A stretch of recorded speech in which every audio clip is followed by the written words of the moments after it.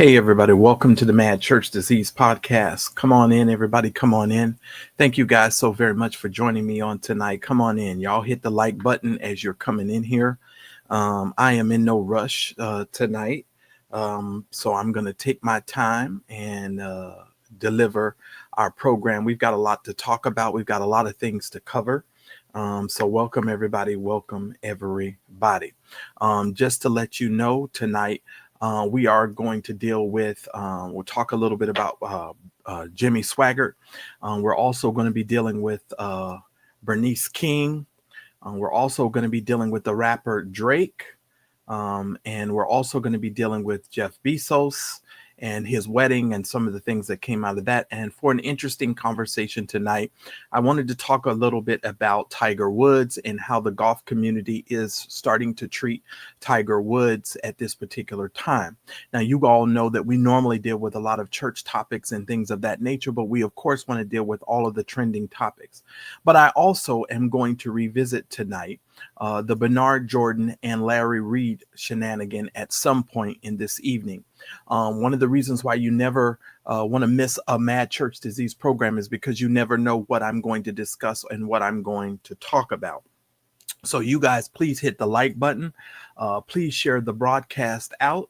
And I'm also going to be talking to you all a little bit about something probably in the middle of the program. And we're going to deal with that in the middle of the program. Well, first of all, thank you all so very much for coming. Cece, thank you. April, thank you. Pig Feet 50, thank you so much, who's a member. Gerald, thank you so much, who's a member.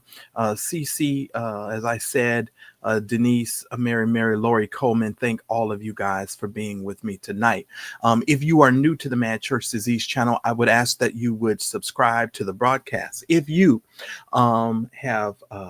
if this is your first time here and you're unfamiliar with me, just go ahead and subscribe. I'm quite sure that you're going to find some good commentary and some good programming over here that would most certainly be able to assist you and to help you. Okay.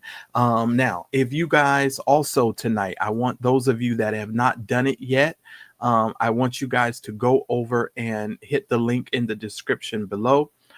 If there are any moderators here, they're going to put the link in the description for you. It's a LinkTube link where you can go and subscribe to the Mad Church Disease newsletter, as well as the SMS, the text, our text club, so that you can be notified by text when I go live. So you don't have to depend on the YouTube algorithm to notify you. You're going to be able to get a text message. I'm going to test that system on Saturday afternoon. I'm going to do a quick little live on Saturday afternoon, and we're going to test that system on Saturday afternoon or Saturday evening for you guys over there on the East Coast. Okay, so I need for you guys to go ahead and sign up for the SMS text club if you have not yet done so, and make sure that you do that. If you are a member here at the Mad Church Disease channel, I want you to know we are going to start to support our membership and support those individuals who support the platform.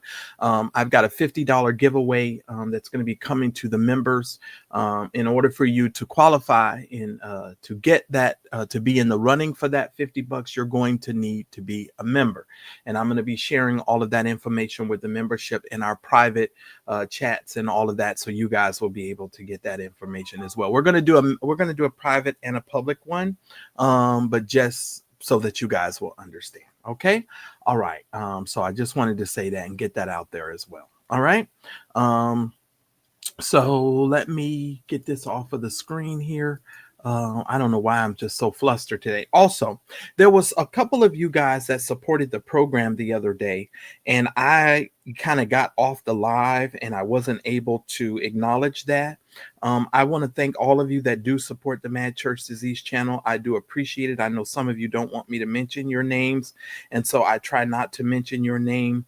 But Giselle, I wanted to say thank you so very much for your support. Tareen,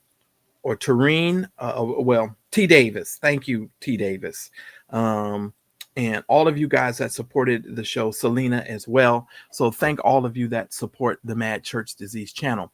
Many of you ask me a lot of times, and I'll deal with the likes in a minute too. A lot of times, a lot of you guys will ask me, how can you support the Mad Church Disease channel? And sometimes I tell you guys there's a link in the description and all of that good stuff. But we, of course, when we go live, we definitely try to ask everybody to give and support the program. So you guys make sure that you do that as well. Now, if you want more information on the giving of our program, you can now give. We have 5 different ways for you to support our program. You can do that, of course, with our primary way, which is Cash App. The Cash App information is at the top. You can do that by PayPal, Zelle, Venmo, or Chime, as well as Super Chats. All of that information is on your screen. And throughout the program, we'll, of course, put that information up and give you guys an opportunity to support the program. I'm going to ask everybody tonight to do your very level best to support the program. We've got a lot of things that we're going to be doing in the next couple of days, and we're going to definitely need everybody to support the program. I'm not going to put a number on it tonight. I'm just going to say everybody needs to do your level best. Do the very best that you can. If you have not supported our program and you've been thinking about supporting our program, I want to give you an opportunity to go ahead and do that. Oren, yes, we can see you. From Connecticut. Yes, we can see you. And so I need for you guys to go ahead and do your level best. And so thank you guys so very much for that. I appreciate all of your support to the Mad Church Disease program. All right. All right, let's hide this. All right, let me get over here so that I can man the fort here. Let's man the fort here. Let me see where I'm going. This is where I'm going. All right, guys. Now, many of you know that I did a video, a documentary style video on the one and only Jimmy Swaggart. I did a kind of a docu-style kind of video on Jimmy Swaggart. I'm going to ask every single one of you, if you have not yet seen that, please go over and watch that docu-style video. It's about 15 minutes long. I gave you the history of Jimmy Swaggart. I put in some clips inside of there as well. It's kind of like a documentary style video. That video is having a slow grow. And so I want you guys to get that. And I actually did that video so that you guys could share that around on your social media, and you would be proud to share that particular video because it's really informative. I think that particular video is very, very informative. And I think that you guys will get something out of that. I think you're going to learn something. And I'm going to go back to doing those types of videos, which I've done in the past on this particular channel. And we're also going to be reporting on the pastors and preachers that we have reported on in the past. Okay. So I need for you guys to just be aware of that. And I just wanted to make you guys aware that that's where we're headed with that information as well. Okay. All right, so let's get on back here. Now, just so that you know, when it comes to Jimmy Swaggart, I thought the information was relatively good. I felt like the history that we brought you, we took you to the history, and then we brought you up to all the way from the past to the 1980s, and we brought you up into the present day. And I asked you guys for your feedback on that video. A lot of you gave me a lot of positive feedback on that video, and I really do appreciate it. And so I want to say thank you to all of those.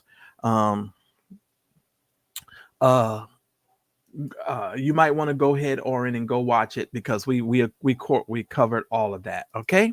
All right. So just go ahead, you guys, and watch the video. I think you guys will get great information from that. All right. Now, if you're new to my channel, I need to set some ground rules over here. And I need to remind you of some ground rules. Going forward, I do not want any person's name or any content creator's name being mentioned in my chat. Unless I mention their name, I don't want you to mention their name in my chat. I'm going to go back to the basic rules that I had when I started all of this. It's important for you to understand that I need to keep the energy and I need to keep my peace. And in order to keep my peace, I don't want anyone's name mentioned. Now, we, of course, use a lot of nicknames over here. I'm fine with you using the nicknames of those individuals, but I don't want anybody's name in my chat. Okay. I don't care who the content creator is. I don't want the name mentioned in my chat. Those individuals, the moderators will, of course, give you ample opportunity and warning as far as that's concerned. So you need to adhere to the moderators and what the moderators are trying to communicate with you. It's going to be very important that you understand that going forward. Okay. So I really do appreciate you guys respecting me and just respecting each other in the chat. I do not want you guys calling each other names. I don't want any of that kind of stuff going on. We want to be respectful of each other in the chat. We're all grown. You can watch and support who you support. I just want everybody to remain respectful. That's where I'm at. And I hope you guys will do the same thing. Okay. All right. Now, where do we want to go here to start off with? Now, as I said, I gave you guys the information for Jimmy Swaggart. Just go watch the documentary.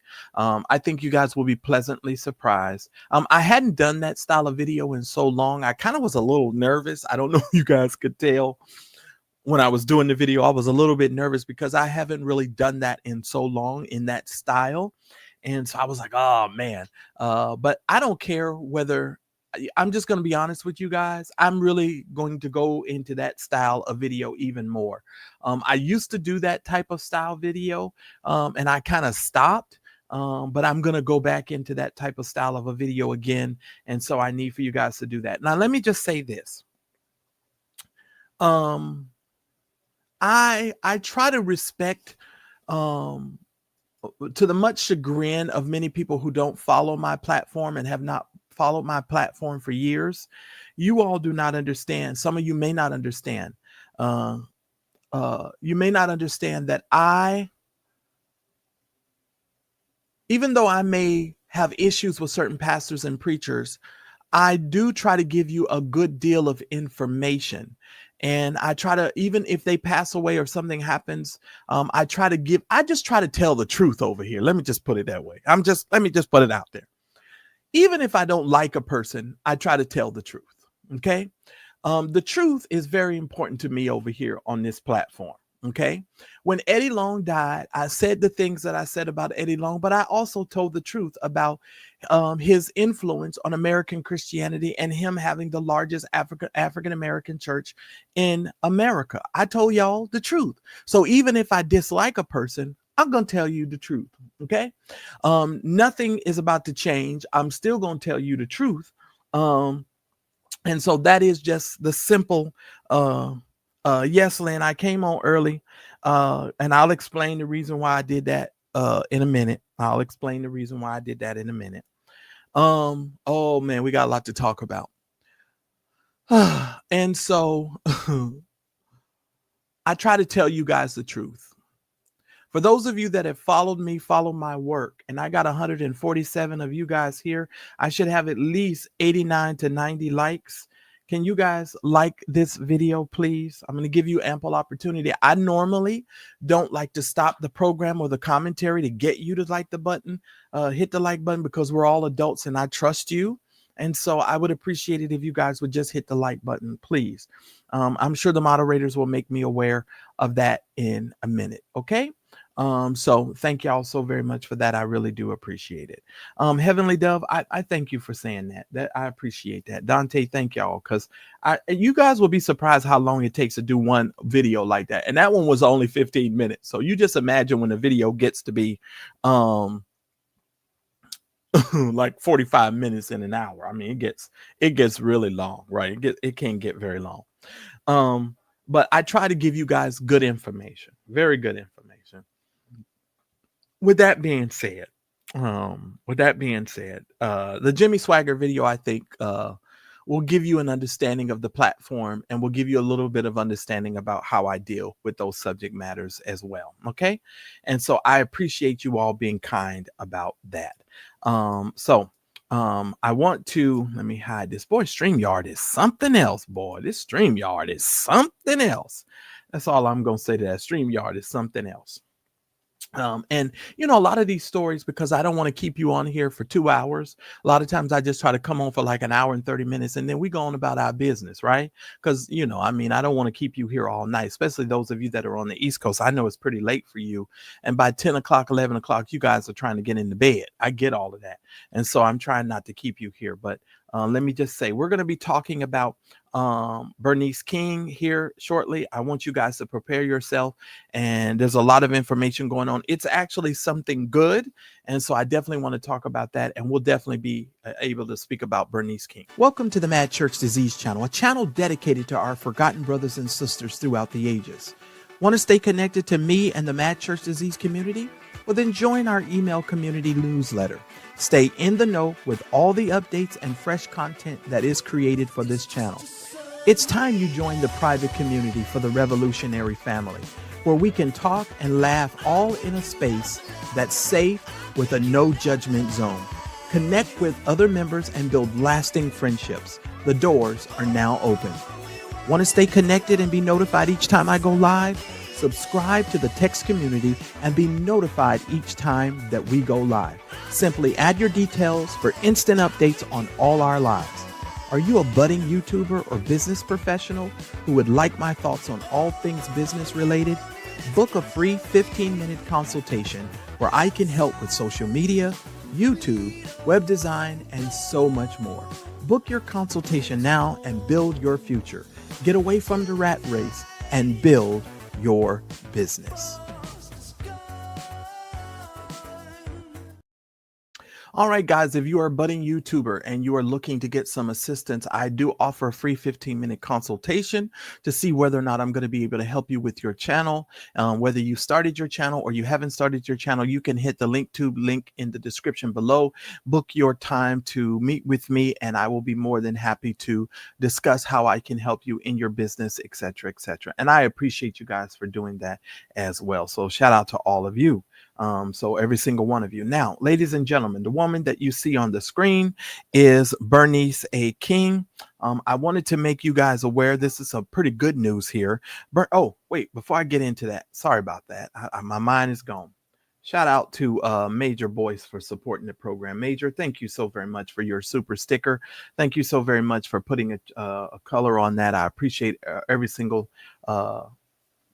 person that supports my program and my platform. I really do appreciate it. So thank you so much. All right, y'all. Now let me get focused here.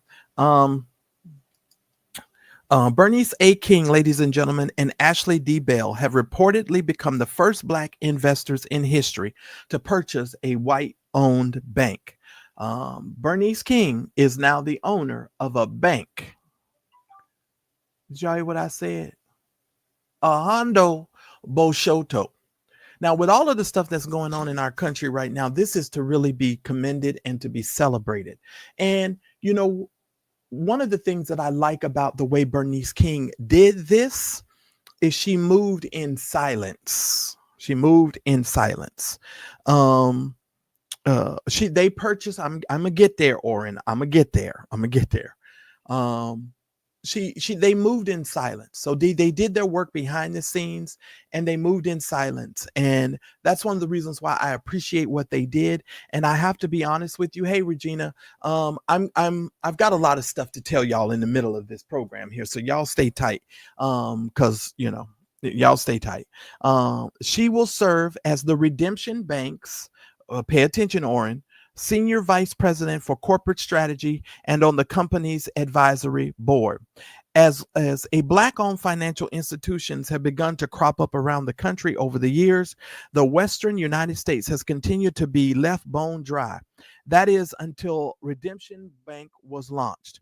With Bernice King, the youngest child of Dr. Martin Luther King Jr., as the Vice President of Corporate Strategy and roughly $65 million in assets, Redemption Bank just became the first Black-led investment group-owned bank in the Western United States. So it is to be commended, it is to be applauded, and it is, you know, to be understood, okay?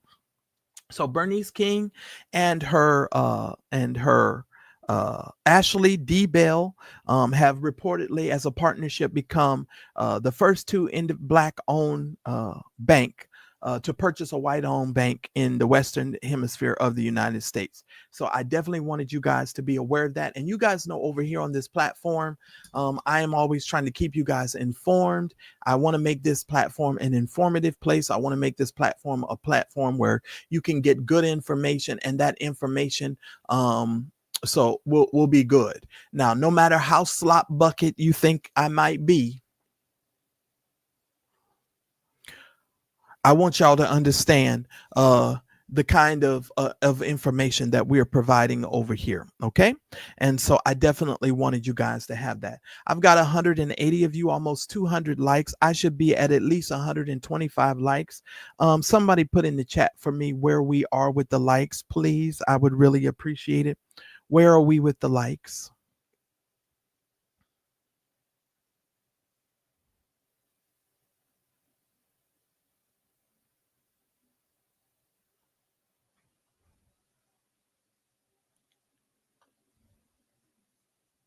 Well, I kind of feel like everything that the King family needs to be done, their lineage will never die. Are y'all serious? We're at 32 likes. Is that a joke? Are y'all serious? We're at 32 likes. That can't be. That just cannot be. Let me go over here. Y'all got to be kidding. That just cannot be the truth. That cannot be the truth. That just cannot be the truth. Wait a minute. Let me get over here. That's just cannot be the truth. I got almost 200 people watching this program and I got 35 likes. Y'all have got to be kidding. Okay, can y'all get me to at least 100 likes, ladies and gentlemen? Because I could understand the 88 people who are just coming over here just to look. I can understand those 88 people, but over 100 of y'all are here and can't hit the like button. I don't understand that. And I'm not even going to continue my commentary because I have some stuff that I want to tell y'all. That I'm not even going to continue. That's just, come on, guys. I work too hard in putting these graphics, putting these programs together, and trying to be as informative as I can for people not to be hitting the like button. Even the Bush people, can y'all please hit the like button? Because nobody knows you're over here. You're off in the bushes, so just hit the like button. I'd appreciate it. Thank you so much, Stephanie, for becoming a member. Stephanie's a brand new member, guys. Shout out to Stephanie Houston for becoming a member. Shout out to you, Stephanie. Stephanie, you're going to discover a whole lot of stuff about me in your membership. Thank you, Stephanie, for becoming a member. I really do appreciate that. All right, I'm not starting until we get to 100. I'm telling y'all that right now. I'm gonna have to go back to some fundamentals because I work very hard on these programs and I work so hard to make sure that we get some good information. And no.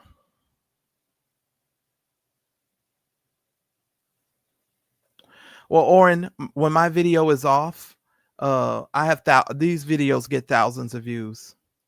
And if you go look at any content creator, Oren, if you're familiar with content creation, there are people who have millions of subscribers. Not all million of those people come and watch their programs. So to be quite frank with you, Oren, that's kind of a silly question.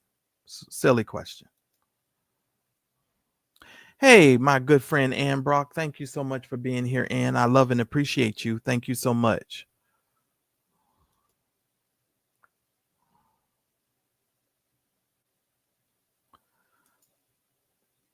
I'm trying to tell y'all. And I'll get to what y'all are going to be here for in a minute. But y'all need to hit the like button. Thank y'all. And if you're new to the channel and you like the commentary, you can definitely subscribe to the channel. I believe someone said we're at 91 likes. Can I get to 92 likes? All right. Can I get 8 more of you guys to hit the button? Please hit the like button. So that way I can continue my commentary because we got a long way to go. I got some stuff I need to speak about, Larry, Bernard, and some other stuff. And we almost got 200 people here and we got 92 likes. Give me a break. There's no way in the world. There's no way in the world. And while we're waiting on these people to hit the like button, because like I said, I'm not going to continue until they do. If you are looking to support the Mad Church Disease channel, we have made a graphic so that you guys we can do it and make it easy for you. Our number one way of supporting the platform is through Cash App, ladies and gentlemen. That information is at the top of the screen. If you would be so kind as to support the channel, that would be great. And I would appreciate all of you supporting the program on tonight. All right. So thank y'all so very much. And you can do that 5 different ways on this particular platform. And I'm not asking for a specific number tonight. I'm telling everybody just to do the best that you can. All right. Walk in Truth, thank you so much for becoming a new member. I appreciate that as well. All right. Thank y'all so very much. I really do appreciate it. All right. Thank y'all. And I don't even like doing that. Anybody who knows me, y'all know I hate doing that kind of stuff. But I'm noticing a lot more that, people come enjoy the commentary. And then next thing you know, you log off the video and you're like, wait a minute, I had almost 500-600 people in the chat and you don't have but 100 likes or 150 likes. That makes no sense. And it helps the algorithm, you guys, to understand that you guys are liking the content. So I appreciate you guys doing that. So thank y'all so very much. And even to the Bush people, thank you, Bush people, for hitting the button. I appreciate it. All right. So thank y'all so very much. All right, let's move on. All right, guys. Now this story is kind of funny to me. Now, y'all know I'm goofy. Now, y'all already know. And you know what? So funny to me, you all too. People be leaving messages on my comment section going, this guy's corny. I know I'm corny. I don't need you to tell me I'm corny. I already know I'm corny. I laugh at myself. So you telling me I'm corny is just a mute point. I don't know why you trying to tell me I'm corny. But anyway, so funny. This particular story is really interesting. For those of you that know, Drake and Kendrick Lamar have been in a feud for ever since Kendrick Lamar did his, I guess you could say, sort of clapback at Drake for some of the foolishness that Drake has done over the years, right? And Drake have always promoted himself as being this rapper who can rumble with the best of them, right?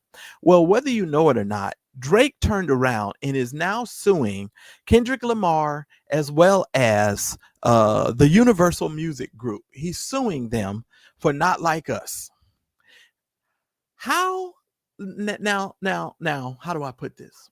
As a man, how wimpy is it for you to whine? You're supposed to be in a rap battle with another rapper, and you in a rap battle with another rapper, and you can't take the battle, so you decide you gonna go in and you gonna sue the music company, and you gonna also sue the rapper.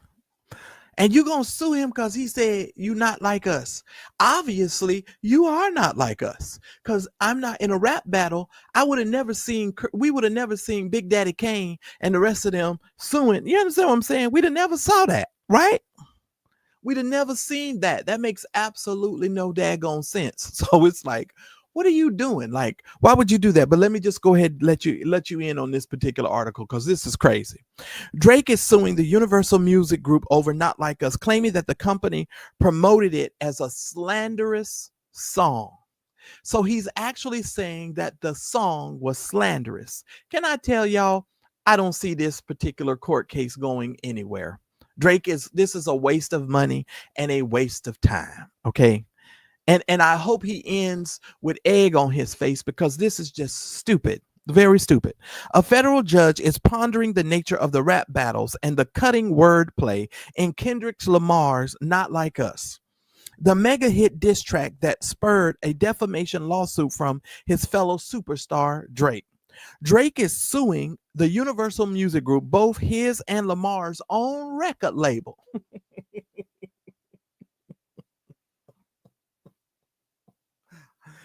Did y'all hear what I said? It's both of their record labels. So how many of y'all see Drake getting thrown off of this record label at some point? How many of y'all see Drake going bye-bye? Drake about to go bye-bye. He about to go bye-bye. He gonna go bye-bye. And maybe he should go to that Vision Church over there in Atlanta so he can go get a bop like William McRae. Maybe he should go over there and get a bop, because I think some people deserve a bop.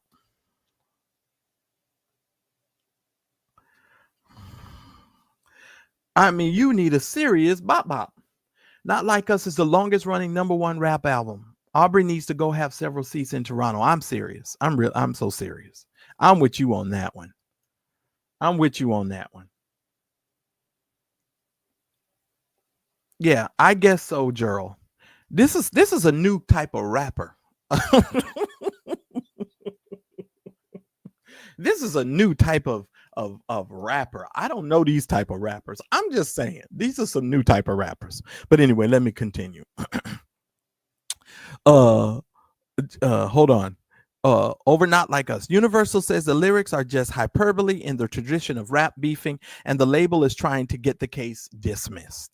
The judge didn't immediately decide after a lively hearing on Monday when the raw creativity of hip hop brushed up against the confines of a federal court. Who is the ordinary listener? Is it someone who's going to catch all those references? Vargas wondered out loud, addressing legal standards that concern how an average reasonable person would understand a statement. There's so much specialized and nuanced things inside of these lyrics, and I most certainly agree. And I wanted to bring this up because let me tell you something. And this is going to be a great segue into where I'm going. Shout out to the 219 of you guys that are watching. I understand how some people choose to do their work and to do their business. Pay attention. I'm going somewhere. Pay attention. I understand. I have been doing this work longer than many of them. Okay. Shout out to Mary, who's been a member for 6 months. Shout out to you, Mary. Well, Leah, he need to get over his feelings. He need to get over his feelings. Let me say this. I have been doing this type of work for so long. I have built a name in this space, and I have, even before I came back on YouTube, those individuals who know and follow me, you all understand that I have always operated with the utmost integrity and honesty. Nothing is going to change. I have to completely be myself, right? The thing about Drake and these people that irritated my soul about this whole lawsuit, it became very reminiscent of the work that we do here on YouTube. And I started thinking about how people move in certain spaces and places. When Drake was out here saying all of these nasty things about other people, he had no problem with folks, but it just bothered him because somebody came and said he was not like us. And then all of a sudden he got in his feelings and he, wanted to sue a person for their train of thought or their way of thinking as it related to him. Pay attention. It's very interesting to me how these people on the internet, and now that I've come back to this internet and space, I've had to kind of contemplate really since my EJ Newton and that girl story that I did. I done forgot her name already. Ever since then, I've really started rethinking, repositioning my mindset as it relates to the work that I have done and the work that I am doing and have done for quite some time. It becomes really interesting when a person can work in the same type of space that you work in, but then when you have an adverse opinion to something that they are in alignment with, it's funny to me how they then become, what's the word for it? I honestly take it as a sign of bullying. You want to bully the record company and you want to bully Kendrick Lamar, and some people want to bully me and get me to acquiesce to however they view or think about things or see things. They want to bully you. Mm-hmm. Now I realize that some people think I'm slop bucket, because I keep hearing that. That's all I keep hearing. I'm a slop bucket vlogger. Y'all listen to me. Y'all listen to me very carefully. If I'm a slop bucket vlogger, there is no hope for the rest of them. there's no hope for the rest of them. I'm just telling you that right now, because some of these people have the integrity of a gnat. Kendrick Lamar wrote a song. He had an adverse opinion to who he thought Drake is, which brings me to my point tonight. And I'm going somewhere. I tell you, there's always a point. There's always a point to this. Okay? There's always a point to this. Let me address this while I'm here. Let me address this. You know, it's one thing to, and that's why you should always log in, because you never know what I'm going to talk about, because I may not put it on the thumbnail and you'll get a show enough surprise. And tonight you're going to get a show enough surprise. Shout out to Moni No Love for being a member for over 14 months. Now, see, Moni, if you and I was in the same room, you'd probably be mad, because I'd probably grab you and kiss you. You'd be so mad. You'd be so mad. I'd kiss you on the cheek, though. I'm serious. I'd kiss you. Thank you so very much, Moni, for your support. I really do appreciate it. I know y'all be mad with me sometime, but I appreciate you supporting the platform. Okay, thank you. And if y'all didn't know, it was Moni's birthday the other day. But anyway, let me say this. It's amazing to me how some of these content creators can come out here and say whatever they want to say. But the moment that others of us have an adverse opinion about them, they start calling you all kinds of names and saying all kinds of stuff against you. But we're the low vibrational slop bucket people. Okay, we the slow slop bucket folks. We the slow slop bucket. Now, Larry done come out here and lied on Bernard Jordan. Bernard Jordan done come out here and lied on Larry, because like I told y'all before, both of them was lying. Now, Larry goes live in his Patreon, and he says all kind of stuff about Bernard. He calls Manasseh, what he called Manasseh, an asshole. He literally said the words asshole on the live.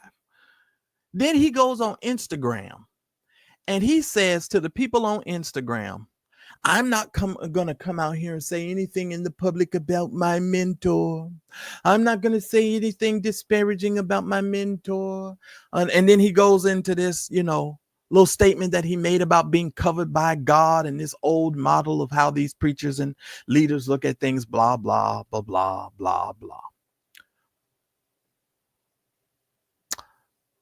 But he's lying. And here's the funny thing. You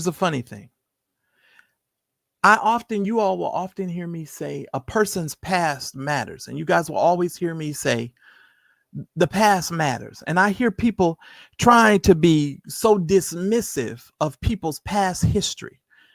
And the reason why people can be so dismissive of others' history is because they understand something. And I want you all to understand it as well. Remove this. I tell you, this darn StreamYard is a whole hot situation, y'all. Those who cannot put this up, please. Thank you, Lord Jesus. Those who cannot remember the past are condemned to repeat it. Let me explain something to you, and you all will always hear me say this: the past matters.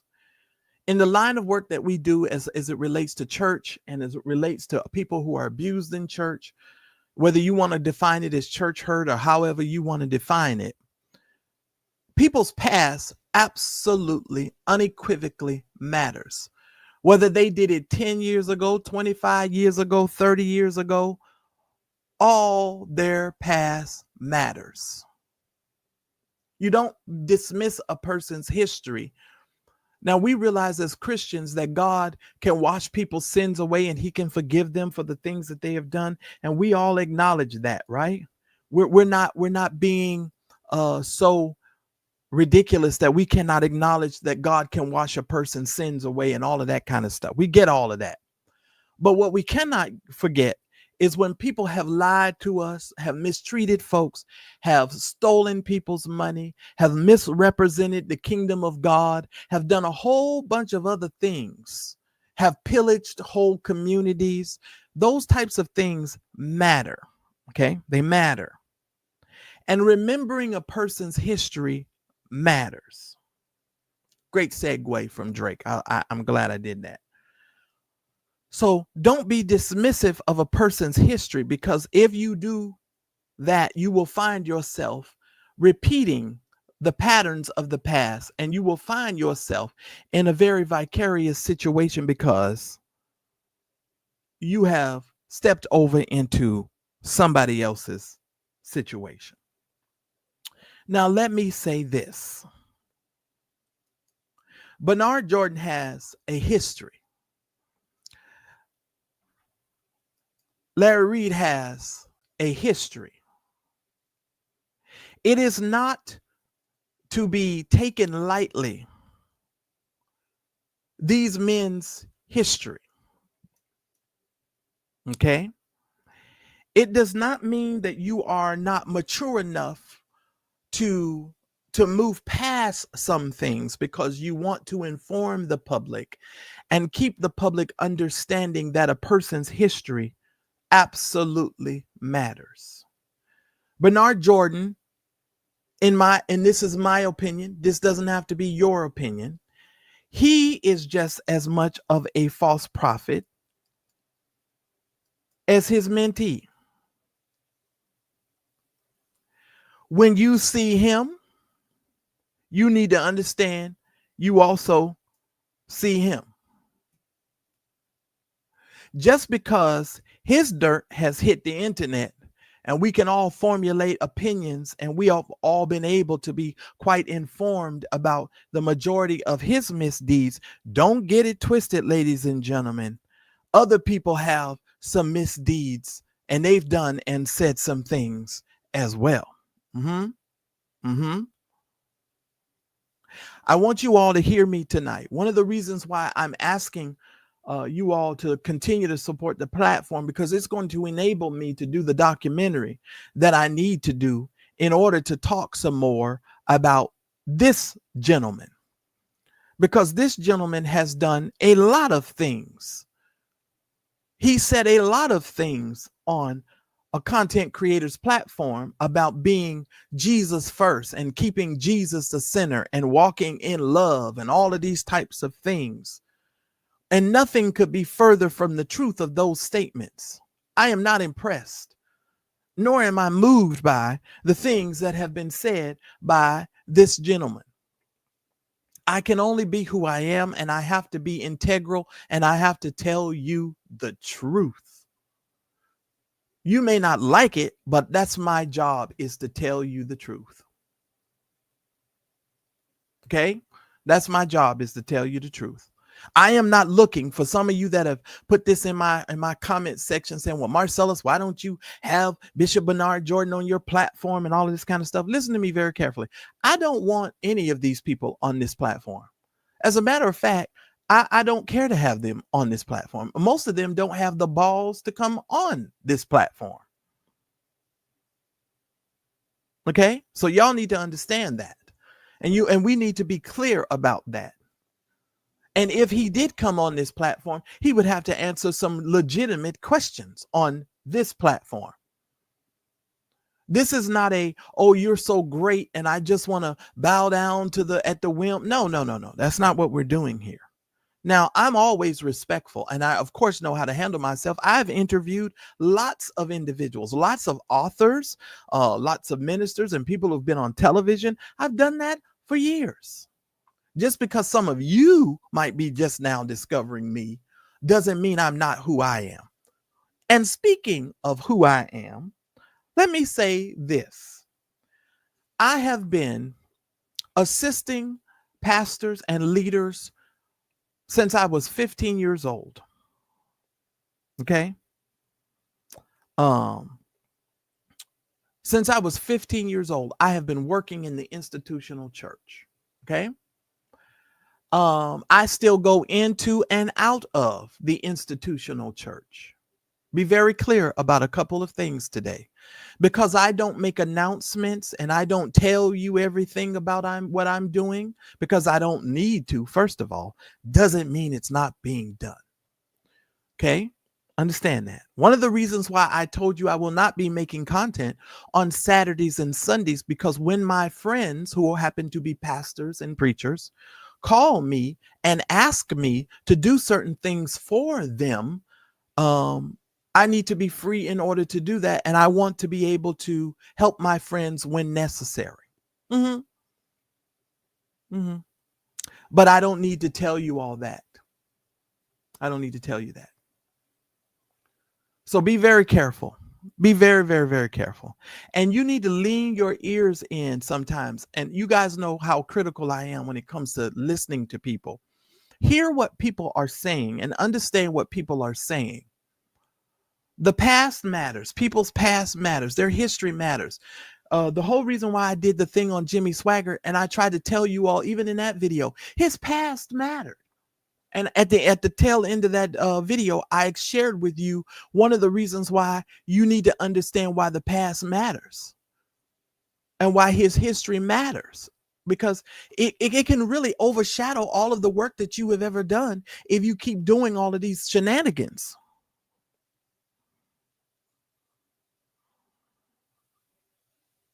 You understand what I'm saying? When you're doing all of these shenanigans, it can come back to haunt you. So it's clearly, you need to understand that. You got to understand that, ladies and gentlemen. Now, let me tell you something. One of the things that I noticed on my platform, in my comment section, especially in my comment section, you are not going to bully me into accepting Bernard Jordan. Just understand this. Don't come over here in my comment section trying to tell me what I have to think about this man. That you will not do. I'm entitled to my opinion. I will have my opinion. You don't have to like it. You don't have to respect it. But what you will do is you will not bully me into believing bull jive. That's what you will not do. Okay? That's what you will not do. And I'm being nice in the way that I'm communicating this, because I want you all to understand something. I'm not angry. I'm not mad. I'm not upset. What I'm trying to get you guys to understand is you're not going to bully me. You're not going to make me think something about somebody that, just as much as this man that you see on this platform is a liar, so is this man. They both are lying. They both are lying. And somebody has to be able to tell the truth. And it's just that simple. I'm not asking for you to believe everything that I say, but what I am asking you to do is to lend your ear and to have a critical ear and a critical thought pattern and a critical thought life. That's what I'm trying to tell you. All right? And I want to put this up again so people can understand something. Understand. I got to keep remembering to remove that. Those who cannot remember the past are condemned to repeat it. If you don't learn to remember the past, you're going to fall into the trap of the past. Period. Point blank. Simple as that. And you better use some wisdom. That's all I'm saying. I'm not new to this. I'm true to it. I am not new to this. I am very true to it. And I know how to maneuver my way through a lot of conversations, but you're not going to bully me. That's what you're not going to do. That's what you're not going to do. Don't come in my comment section with none of that foolishness again, because many of you have already gotten blocked and deleted, because I will not tolerate it. And I don't care how slop bucket you think I am, or how high you think you are in your content creation, that the rest of us are so low and when we can't make good content. You listen to me very, very carefully. I will not tolerate anybody bullying me. I'm going to keep my peace. You will just now be blocked and deleted and forgotten about. And I needed to say this tonight for my own sake. I needed to get this out. I needed to get this out for my own sake.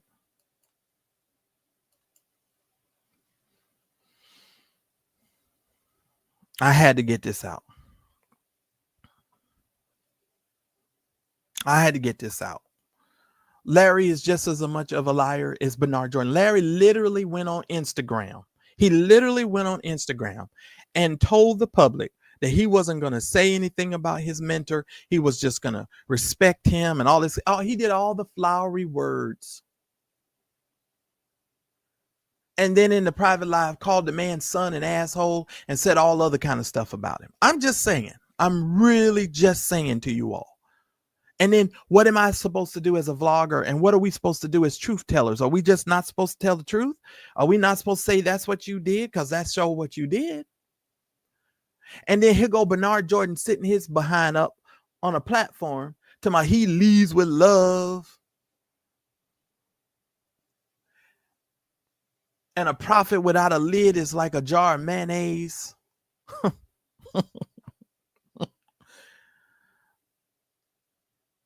And he's always Jesus focused. That's a lie.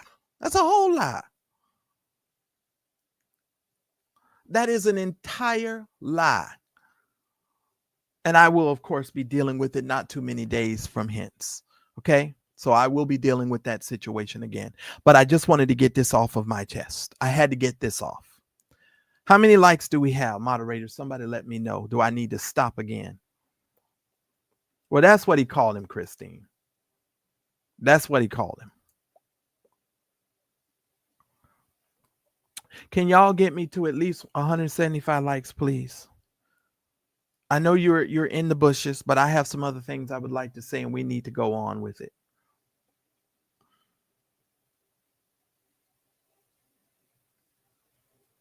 And we need to go on.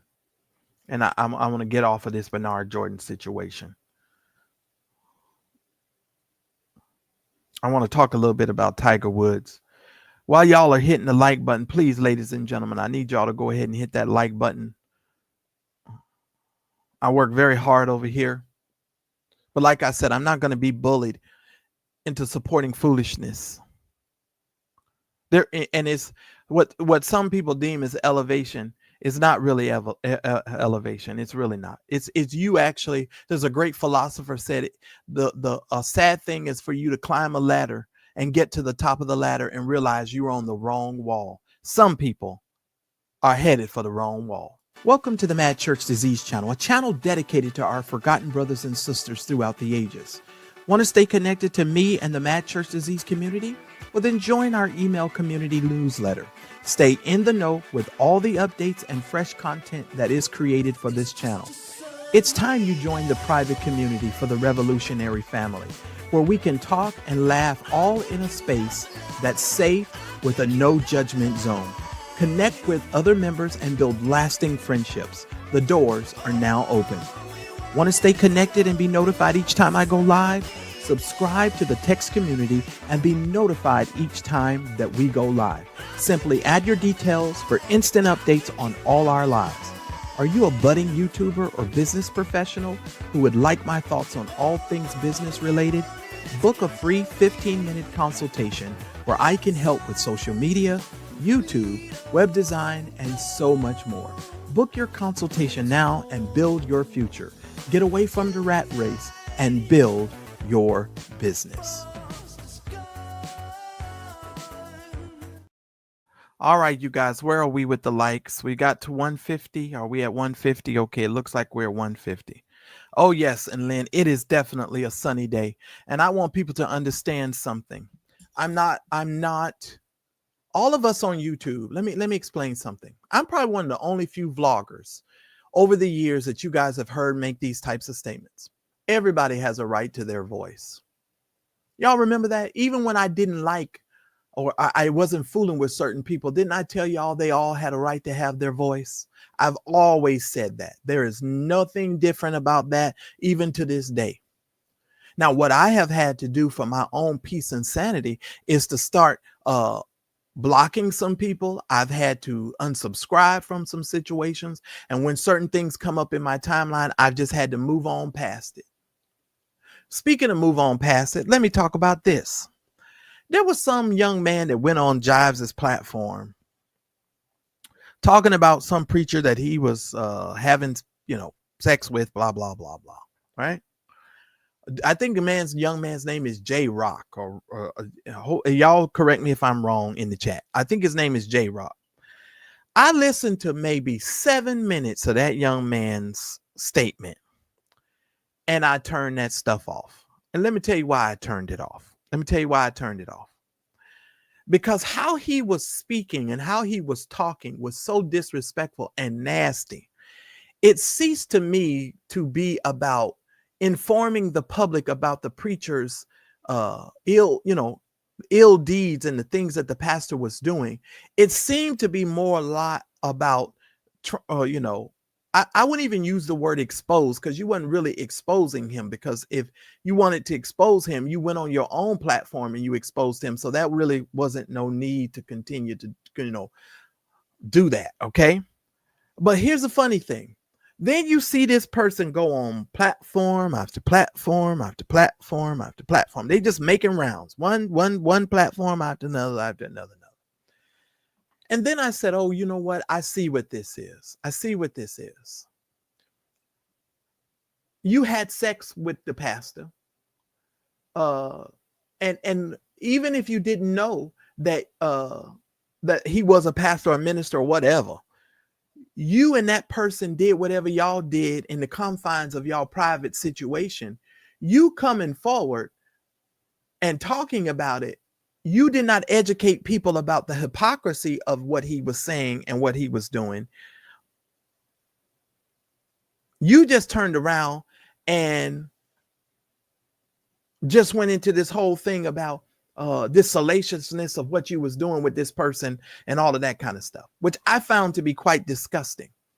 If you're going to talk about the situation, talk about the hypocrisy of it and why you felt like, you needed to come out and talk about it to protect other people.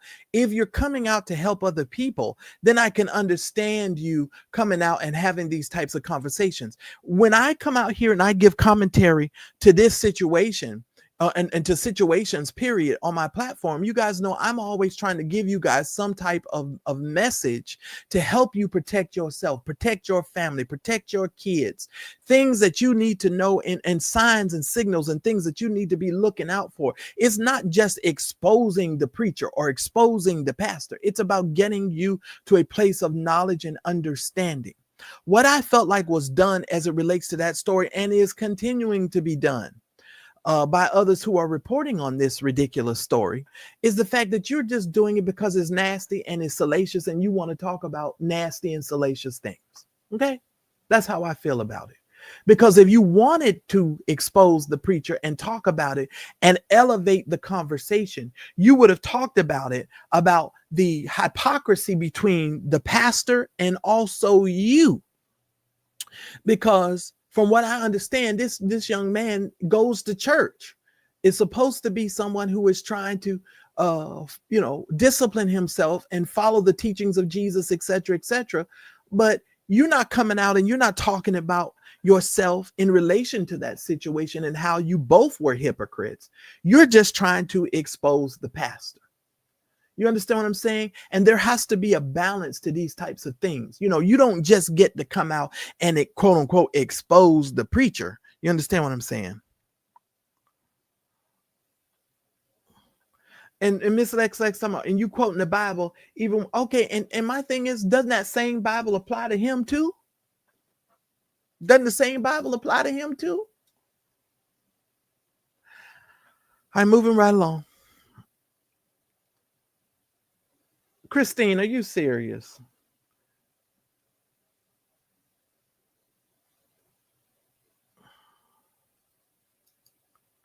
And clearly I did not. Clearly, I just told you I watched about 7 minutes of that because it was so nasty, and the way that the conversation was going, it was disgusting. Clearly, I said that. Clearly. Clearly.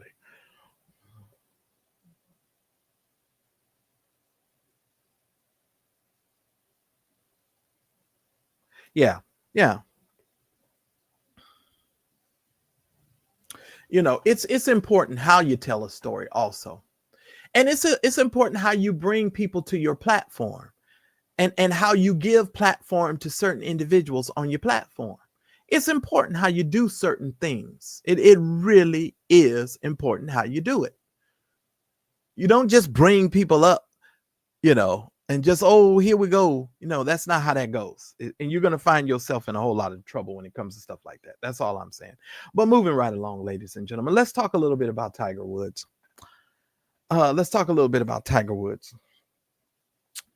Now, the reason why I'm talking about this is what Tiger Woods has done for the sport of golf. In my opinion, he deserves to be honored. He deserves to be respected. He deserves, in my opinion, to be treated a certain kind of way. The golfing community, in my opinion, is completely, utterly disrespecting Tiger Woods in a way that I'm baffled by. In all honesty, I'm completely baffled by it. A lot of Black people did not even pay attention to the sport of golf until Tiger Woods started playing golf and started excelling and doing well. Most of us on CBS, when they were playing the golf shows on CBS on Sundays, we would turn that on to fall asleep. Oh, that made for a good Sunday nap, was to turn on the golf. Whatever, Moni. It is a sport. It takes a lot of skill. I'm just saying. And it takes upper body strength. I'm just saying. And it really, and also, yeah, it takes strength to play golf. But anyway, Moni's so funny. Let me tell y'all what happened. So y'all know Tiger Woods' son, Charlie, is a up-and-coming golfer. Okay. Well, Tiger Woods supports his son and goes out with his son on these golfing tours and all of the stuff that his son does, right? Goes off, supports his son, and,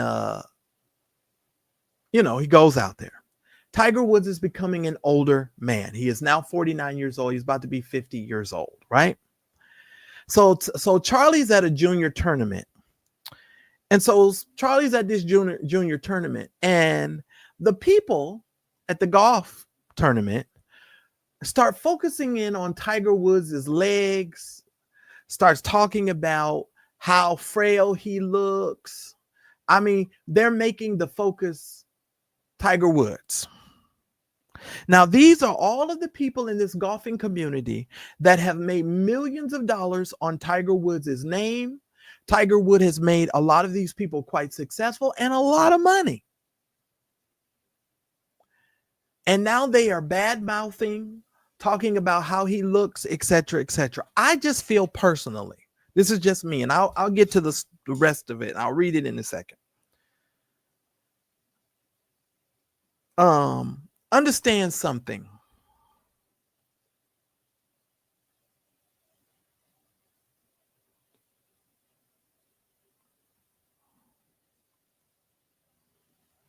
What happened? Oh, okay. I'm like, wait a minute. Let me stop. Y'all know I was talking. I listen. Don't let me focus in the chat. So they're just disrespecting Tiger. Very much so. I think when a person has excelled to the place that Tiger Woods has excelled to, he deserves the utmost respect from the golfing community, whether it's junior tournaments, whether it's, higher level tournaments. When Tiger Woods comes into the room, as far as I'm concerned, he deserves to be respected. No one would have paid the golfing community and golf any attention in these latter years if it was not for Tiger Woods. He elevated the sport of golf, period. Okay. He elevated the sport of golf. And shout out to the moderators, because whoever was acting up, I'm glad I didn't see it. And whoever got the boot, you probably got the boot because you didn't have no business saying what you said. So don't come over here and don't be trying to email me tonight tomorrow. Somebody put you out and all of this kind of stuff. Don't come over here with no foolishness with me. because these moderators are very good at what they do. Okay, so I'm not playing no games with y'all. But Tiger deserves to be respected. So listen, guys. At a recent junior tournament, the 49-year-old, who has been largely absent from the public eye due to ongoing health issues, was seen cheering Charlie, his son, on as he competed the 2025 Nicholas Jr. Championship in Florida on the 24th. Although Charlie performed well, he placed 6th out of 122 golfers. Fans quickly noticed his father's altered appearance during the second round of the two-day tournament. The 5-time Masters winner looked significantly older than during his playing days, and he was seen wearing shades, a hat, and sporting a gray beard. Along from his slightly older look, fans were alarmed by his frail physique, and specifically his legs. Now, if you guys are unaware, Tiger Woods had a very severe car accident years ago that affected his leg. I think his leg got crushed. They almost had to, if I'm not mistaken, but Moni, here's the thing that gets me with these people. And I hate to say this.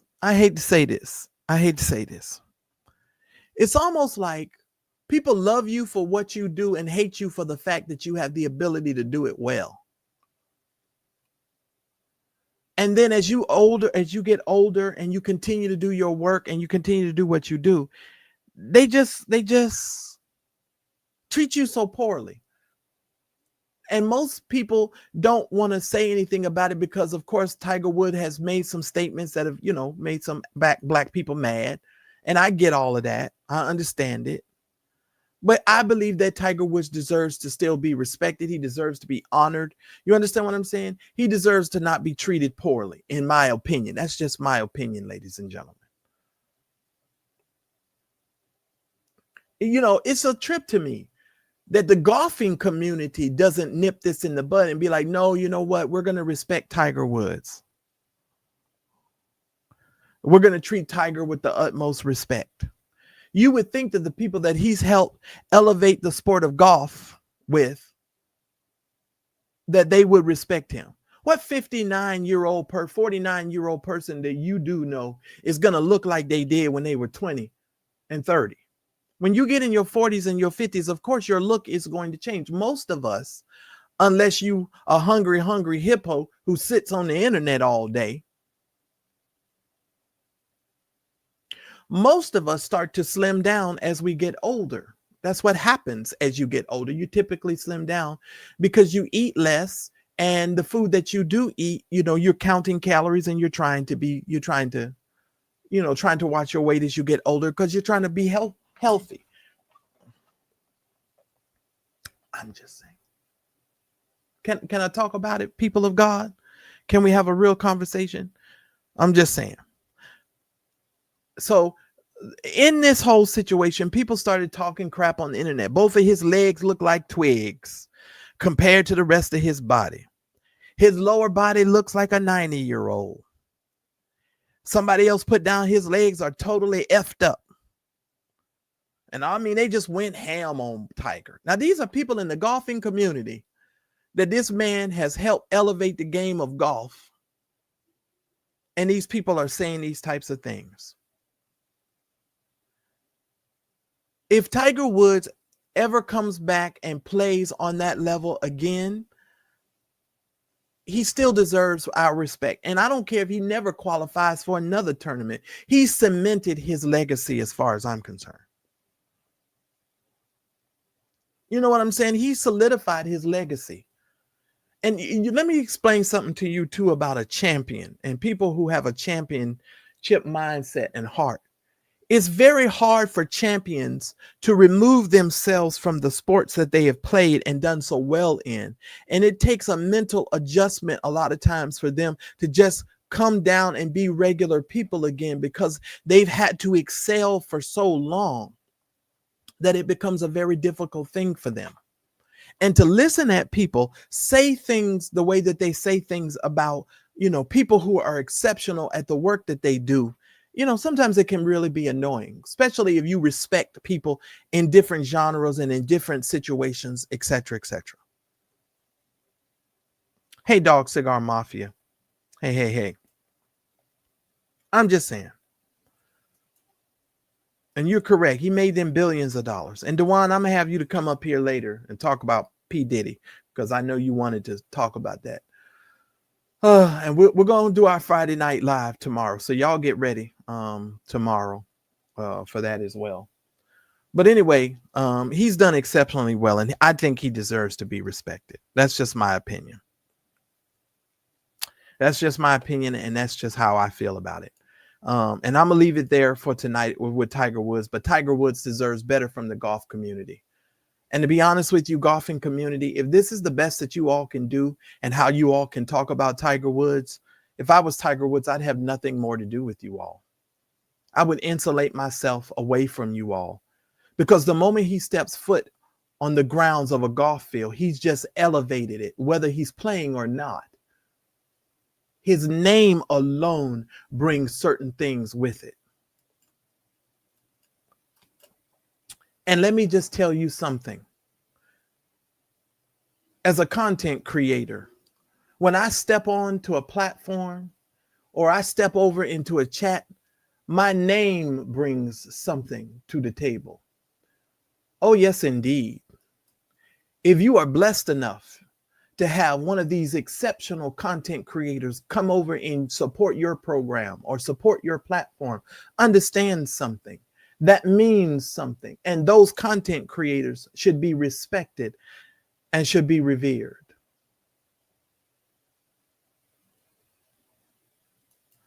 Let's move on.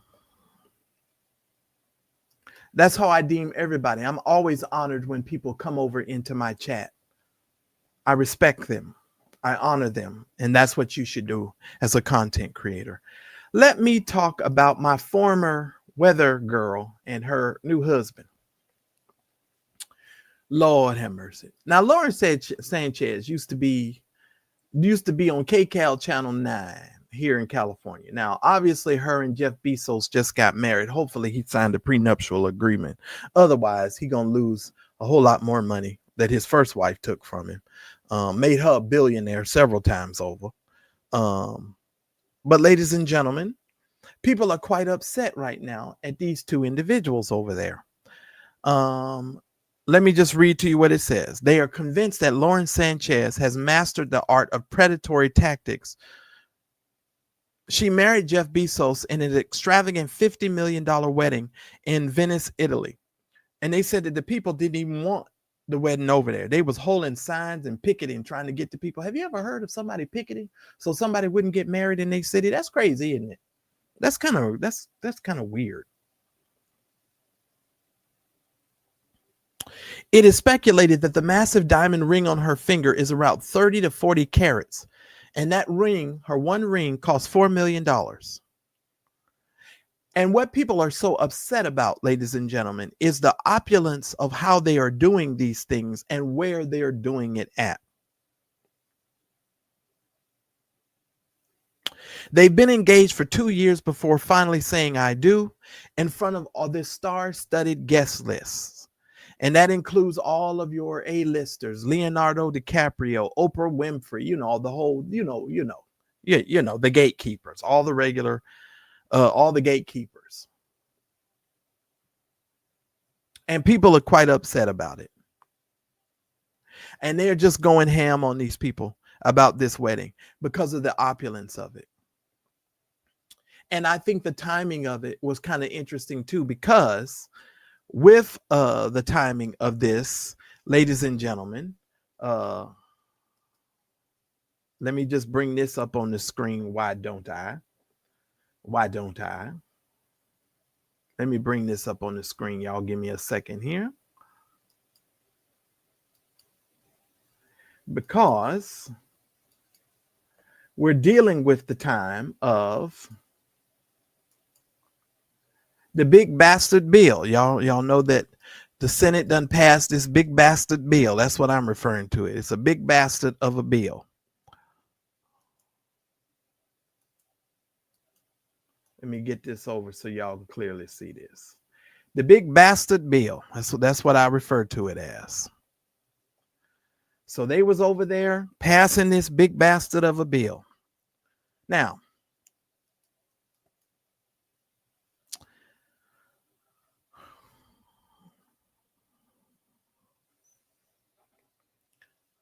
let me explain something to you.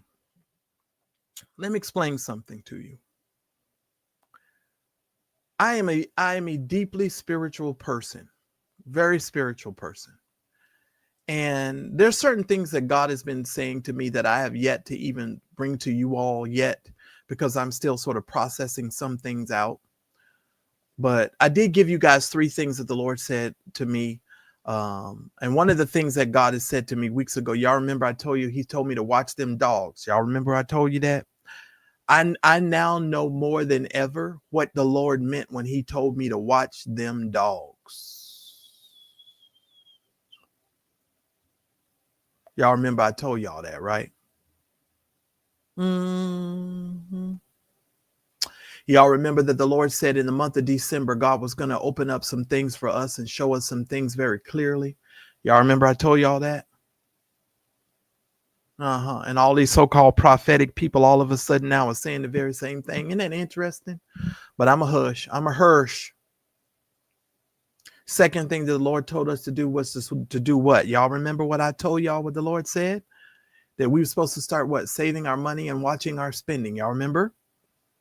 Y'all remember I told you that, right? Mm-hmm. This nasty bill, this big bastard bill that they have, where they're going to take away 15 million people's Medicaid and food stamps. Now, listen, I'm not a Democrat anymore. I'm not a Democrat. Let me be very clear. I'm not a Democrat, because I believe that this entire system is wicked and evil, and I know that it's ungodly. The Democrats and the Republicans are ungodly. Neither one of these people and this system is not godly, and neither is your church system godly. Well, let me go ahead and go here since I'm talking tonight. We're having good conversation. You know, some people think that the institutional church is godly, and they think that the system of church is godly. Do y'all not know that the Bible says and that the government will be on his shoulders, and the systems of this world will become the systems of our Christ? Do y'all not know that church is a system, and that system can exist outside of the plan, the pursuits, and the mindset of God? Do y'all not know that? Let me go ahead and recommend a book for you to read, and I'll get to the book club in a minute too. Dr. Charles Newbold. Some of you have never heard of this name before. You might want to Google this name. Dr. Charles Newbold wrote a book entitled The Harlot Church System, because I am a reader. I don't just get on the internet and talk. I actually read, and I actually study. Okay. Dr. Charles Newbold in his book gives you a litmus list of how many things the church system goes against the very will and essence and true nucleus of the plans and the pursuits of Jesus, the system of church. But this disgusting bill is only happening the way that it is happening because these people are determined to have a permanent underclass.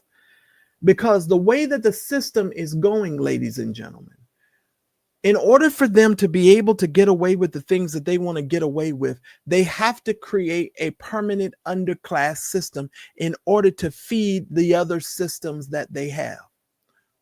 Lord, help me get this out. Help me get this out.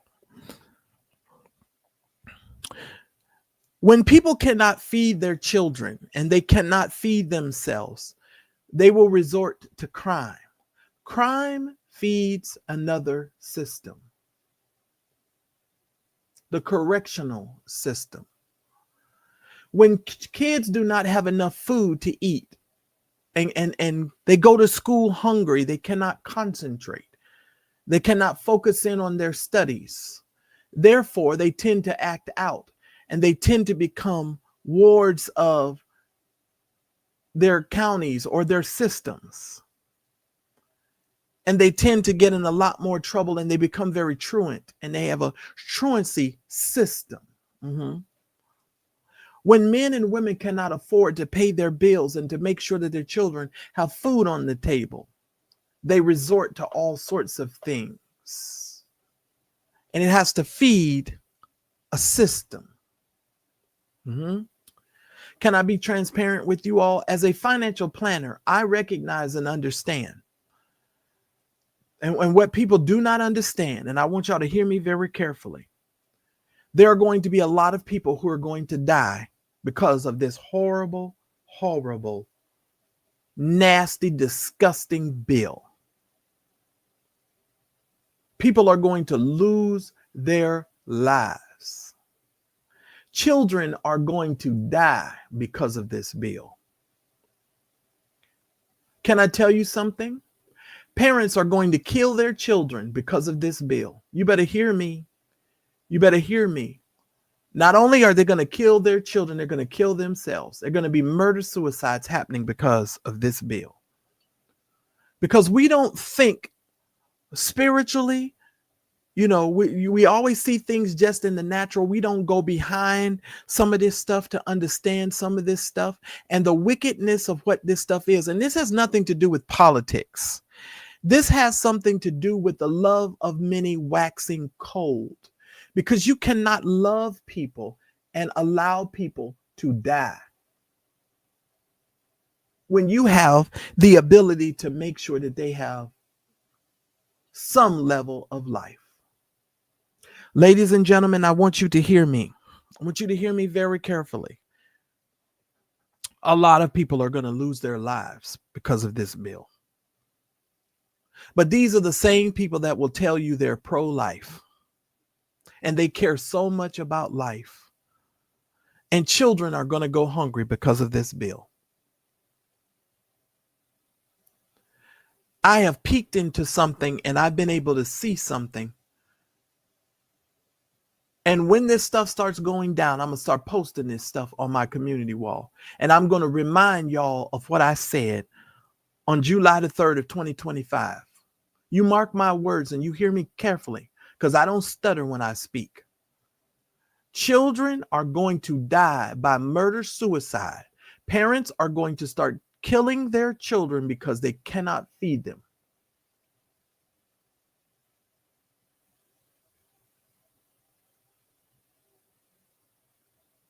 Because of this big, nasty, disgusting bill. Let me just say something to you, to those of you who are pastors and who are leaders all throughout the country. I want you all to hear me very carefully. This is the time that the church is going to, this thing we call the church is going to need to step up and come into the spaces and the places and fulfill needs that need to be met with no condition. Do you all hear me? Now, pastors, I want you to hear me. You need to hear me. You need to hear me. You are going to have to take up the slack of other things as this stuff progresses in your neighborhoods. You're going to have to get out into your neighborhoods and you're going to really have to start doing the work of Christ and meeting the needs of people and getting out of the four walls of your church. Can I tell you, if every church and every pastor would take a 10 to 15 mile radius of where your church is located and maybe extend that mile radius to make sure that the people in your area are getting their needs met, a lot of this will be able to be handled. But don't start coming to me saying you don't have a responsibility. You most certainly do. Do you not realize that a lot of elderly people are going to go hungry? A lot of elderly people are going to go hungry because of this bill. Back in the day, when I used to do some of the work that I used to do, I understood that a lot of people would not eat if it was not for Meals on Wheels. we're going to have to be concerned about our senior citizens. And you're going to have to be concerned about not just the people in your church and the people who are paying you money. You're going to have to go out and be the hands and the feet of Jesus. That's what you said God called y'all to do. And I don't understand why we just can't get people to understand that that's where we need to be moving in that direction. But churches, you're going to have to take up the slack. What you call churches, y'all are going to have to take up the slack. Sorry. And I don't want to hear no excuses about you can't take up the slack or you can't do anything.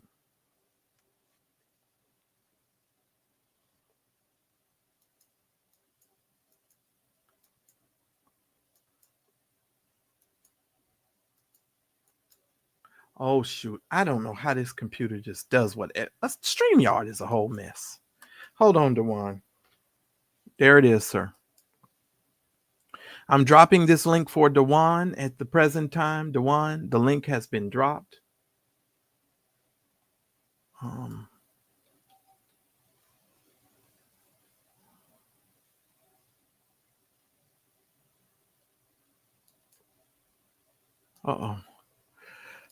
I tell you, this thing don't want to do what it just wants to do whatever it wants to do.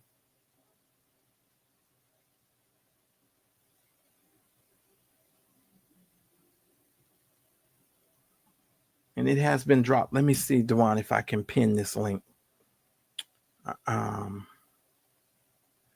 Shout out to all of you supporting. Can I get at least 5 of you guys to support the program, please? Thank you. Did I put the link in there, Dewan? Let me pin this link in case anybody wants to come up and give commentary to anything that I've said. Go ahead. Shout out to all of you.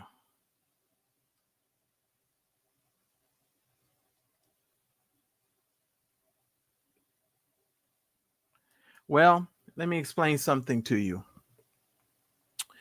This is the thing about being spiritual. This is the thing about being spiritual. And this is why you got to have a good prayer life. Because the things which are seen were made by the things that are not seen. Sometimes it's not the things that you can see that are most important. It's sometimes the things that you cannot see. That unless the Holy Spirit reveals to you what you cannot see, sometimes you cannot see and understand what's really going on behind the scenes. Oh, I wish I had time and I could explain to y'all some other stuff. I really do. All right. You're live with Mad Church Disease Podcast. What's up, Dewan? What's going on? What's going on? Hear your voice, sir. Yeah, I just wanted to say real quick, you are absolutely 100% accurate and on point with your call to the churches. Literally, that's what I'm doing in DeKalb County, which is right outside of Atlanta. It's part of my government job assignment. We are literally bringing together all the churches and pastors for World Homeless Day. Mark it on your calendar. It's October 10th is World Homeless Day. But specifically, if you are in Atlanta, in DeKalb, I'm bringing together several churches with resources for people that are in transition from motels, that are homeless, trying to get into hotels, trying to get into housing, because we are already seeing the outcry in DeKalb County, in Atlanta. I know y'all see all this celebration and everybody's winning and everybody's Wakanda, but that's not true. I'm on the ground. I work in the government. There's a lot of people being displaced, losing their houses, can't pay for their mortgage, are in transit. We have people right now that are renting U-Hauls and living in them. It's hard to get a U-Haul in the Atlanta area because people are renting them out, living in them. Wow. You got people that are renting out storage facilities and living Yeah. in them. It's that bad. They just not showing it. And by the grace of God, I connected with Pastor Harris of New Life Church. It's a mega church. He has an extensive homeless ministry. He's one of my partners. And Peace Baptist Church is a mega church. in South DeKalb, and they have an extensive homeless ministry where they have mobile buses where they go out throughout DeKalb and Atlanta and feed people. They fed. I've been a part of dinners where we fed like 250 homeless people. A celebrity chef came in and fed them, gave them food, gave them dignity, but it's going to get worse. So what you saying is absolute that we got to pressure our local commissioners, mayors, and government And officials pastors. and pastors. Yeah, because I'm putting the heat on the pastors. Pastors in DeKalb, they don't like to see me coming because I don't care about nothing. But what can you do to help the homeless that are in your area? You got these nice churches, you got all this stuff going on, but I can go to your community right now and I can point out all the homelessness. So we're putting a spotlight on it, we're putting the pressure on it, um, and we're bringing together a lot of NGOs. We're bringing together the Catholic Church that has resources to try to address people to give them food, jobs, access to health, and resources. So I hope everybody hears this and try to pressure people in their city, in their Right. area, to come together and do it. It can be done. I'm doing it. So it can, and none of these people wanted to do it. This is like the last thing these government officials really wanted to do. But I kept pressuring them and pointing out the issues. So now I've gotten people on board, and we're going to convene on October 11th at Peace Baptist Church and bring everybody together to address these issues because it's going to get worse as we continue. Once we get to the fall and school start, it's going to be even worse. So we got to put the pressure on the churches. They got these properties, got this money, got this funding. They got to step up because that's what I said. I said, don't be coming to the government to ask us to help. Y'all got land, and I can Well, the name the widows, names. but the widows and orphans, according to the New Testament, are supposed to be assisted by the believers. That Exactly. that's a part of our responsibility. And I just have to put it out here like this, Dewan. Uh, Playtime is over for churches. Yep. All of that stuff that they was able to get away with in the past, going forward, they are not about to be able to get away with it. And there is about to be a great demand on these institutions, and they need to understand that. Now, this is where I get into trouble, Dewan, because I always am in front of this, because the church is always late and behind every darn thing. I'm trying to tell you ahead of time. You all better start preparing yourselves. And there's going to be no excuses. Don't be demanding the people telling me they needed to be tithe payers of your church and all of this foolishness. You need to prepare yourself for what's coming. Go ahead, Dwan. Yeah, you're absolutely right. That has been my message since January, since I've started putting together this coalition. And some of the churches, they see it, they understand it, but like you said, there are some popular names that you know that are dancing in Gucci, and but that's not they're not focused on the issues in their community. I can pull up the data from the same pastor in Gucci in Lithonia, and his area is dealing with homelessness and poverty. It's a food desert, and they trying to protest against Dollar Generals. But Dollar General is the only food store in that area. There are no Publix, no Kroger's, no grocery stores. We got to change our focus to realize what we're dealing with. And there's nothing wrong with protests, but we got to be, cognizant of the needs of our community. And like you said, I just wanted to reinforce what you said. It's going to get worse. It's going to be bad. But the bright thing is, there are some churches that have capacity. And what I've done, you can replicate the churches with capacity that have resources. All they need is to be able to connect with the politicians and the local government and their resources, and then you can create a nexus point to serve the people. So all the burden is not on the church, and the government does have some resources, but they have difficulties being able to get it directly to the people because all the government loopholes. Right. So if what I'm doing is bringing the government with partnership with the church, I got the Urban League as a partner as well. The Urban League had $2.5 million they could only use for people in transition from homelessness. So we putting that on the table. So it's really about being, as the Bible said, be a king and a priest. Not just do church, but be able to do business, be able to do Right. government, bring Right. these two things together. That's what I believe God is raising up Well, in this time to meet these. Uh, well, uh, well, it's becoming mandatory. yeah. It's becoming mandatory because there's a great line that is being divided in the sand. Um, and you're going to be able. I'm trying to tell you, you're about to see very quickly who is on God's side and who's not on God's side. There is a serious divide happening. Some of these people are just about getting rich and making money and having money, and then you're going to see other people are living life on purpose and with a purpose, and you're going to clearly be able to see that. Now I want to answer Mrs. I am my sister's mirror. What church am I referring to? A few mega churches? No. She said most churches are struggling themselves. Then, in the words of Marvin Sapp, close the doors. Close the doors. Close the doors. It's time for some of these people to close the doors. Close the doors. Because we all say that where God guides, he provides, right? So if you're struggling and you got a church and you're struggling, maybe you wasn't supposed to be doing what you're doing in the first place. Close the doors. Close the doors. Close the doors. Now, and I need to give a statistic here. Over 2,000 churches close their doors every single month because these people weren't called to do this stuff in the first place. Can I suggest to you, ladies and gentlemen, that a lot of these churches need to close their doors? I'm sorry. I just have to say it like I said.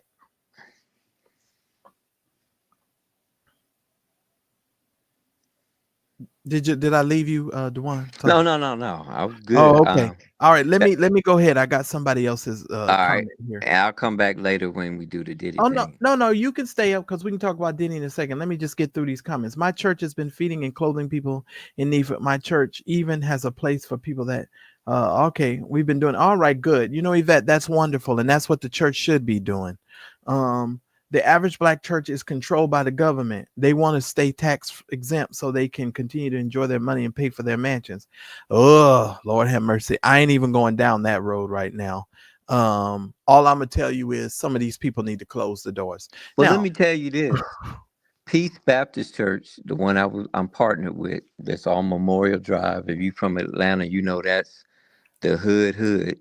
They bought a Target that had closed down, and they bought it for $400,000 and turned it into a mega church facility. But the thing is, they're using 70,000 square feet of that facility specifically uh, for the homeless to serve, feed, clothe the homeless. So they took something that was abandoned, that is massive, and they're not just doing church. They have, that's why I partner with them.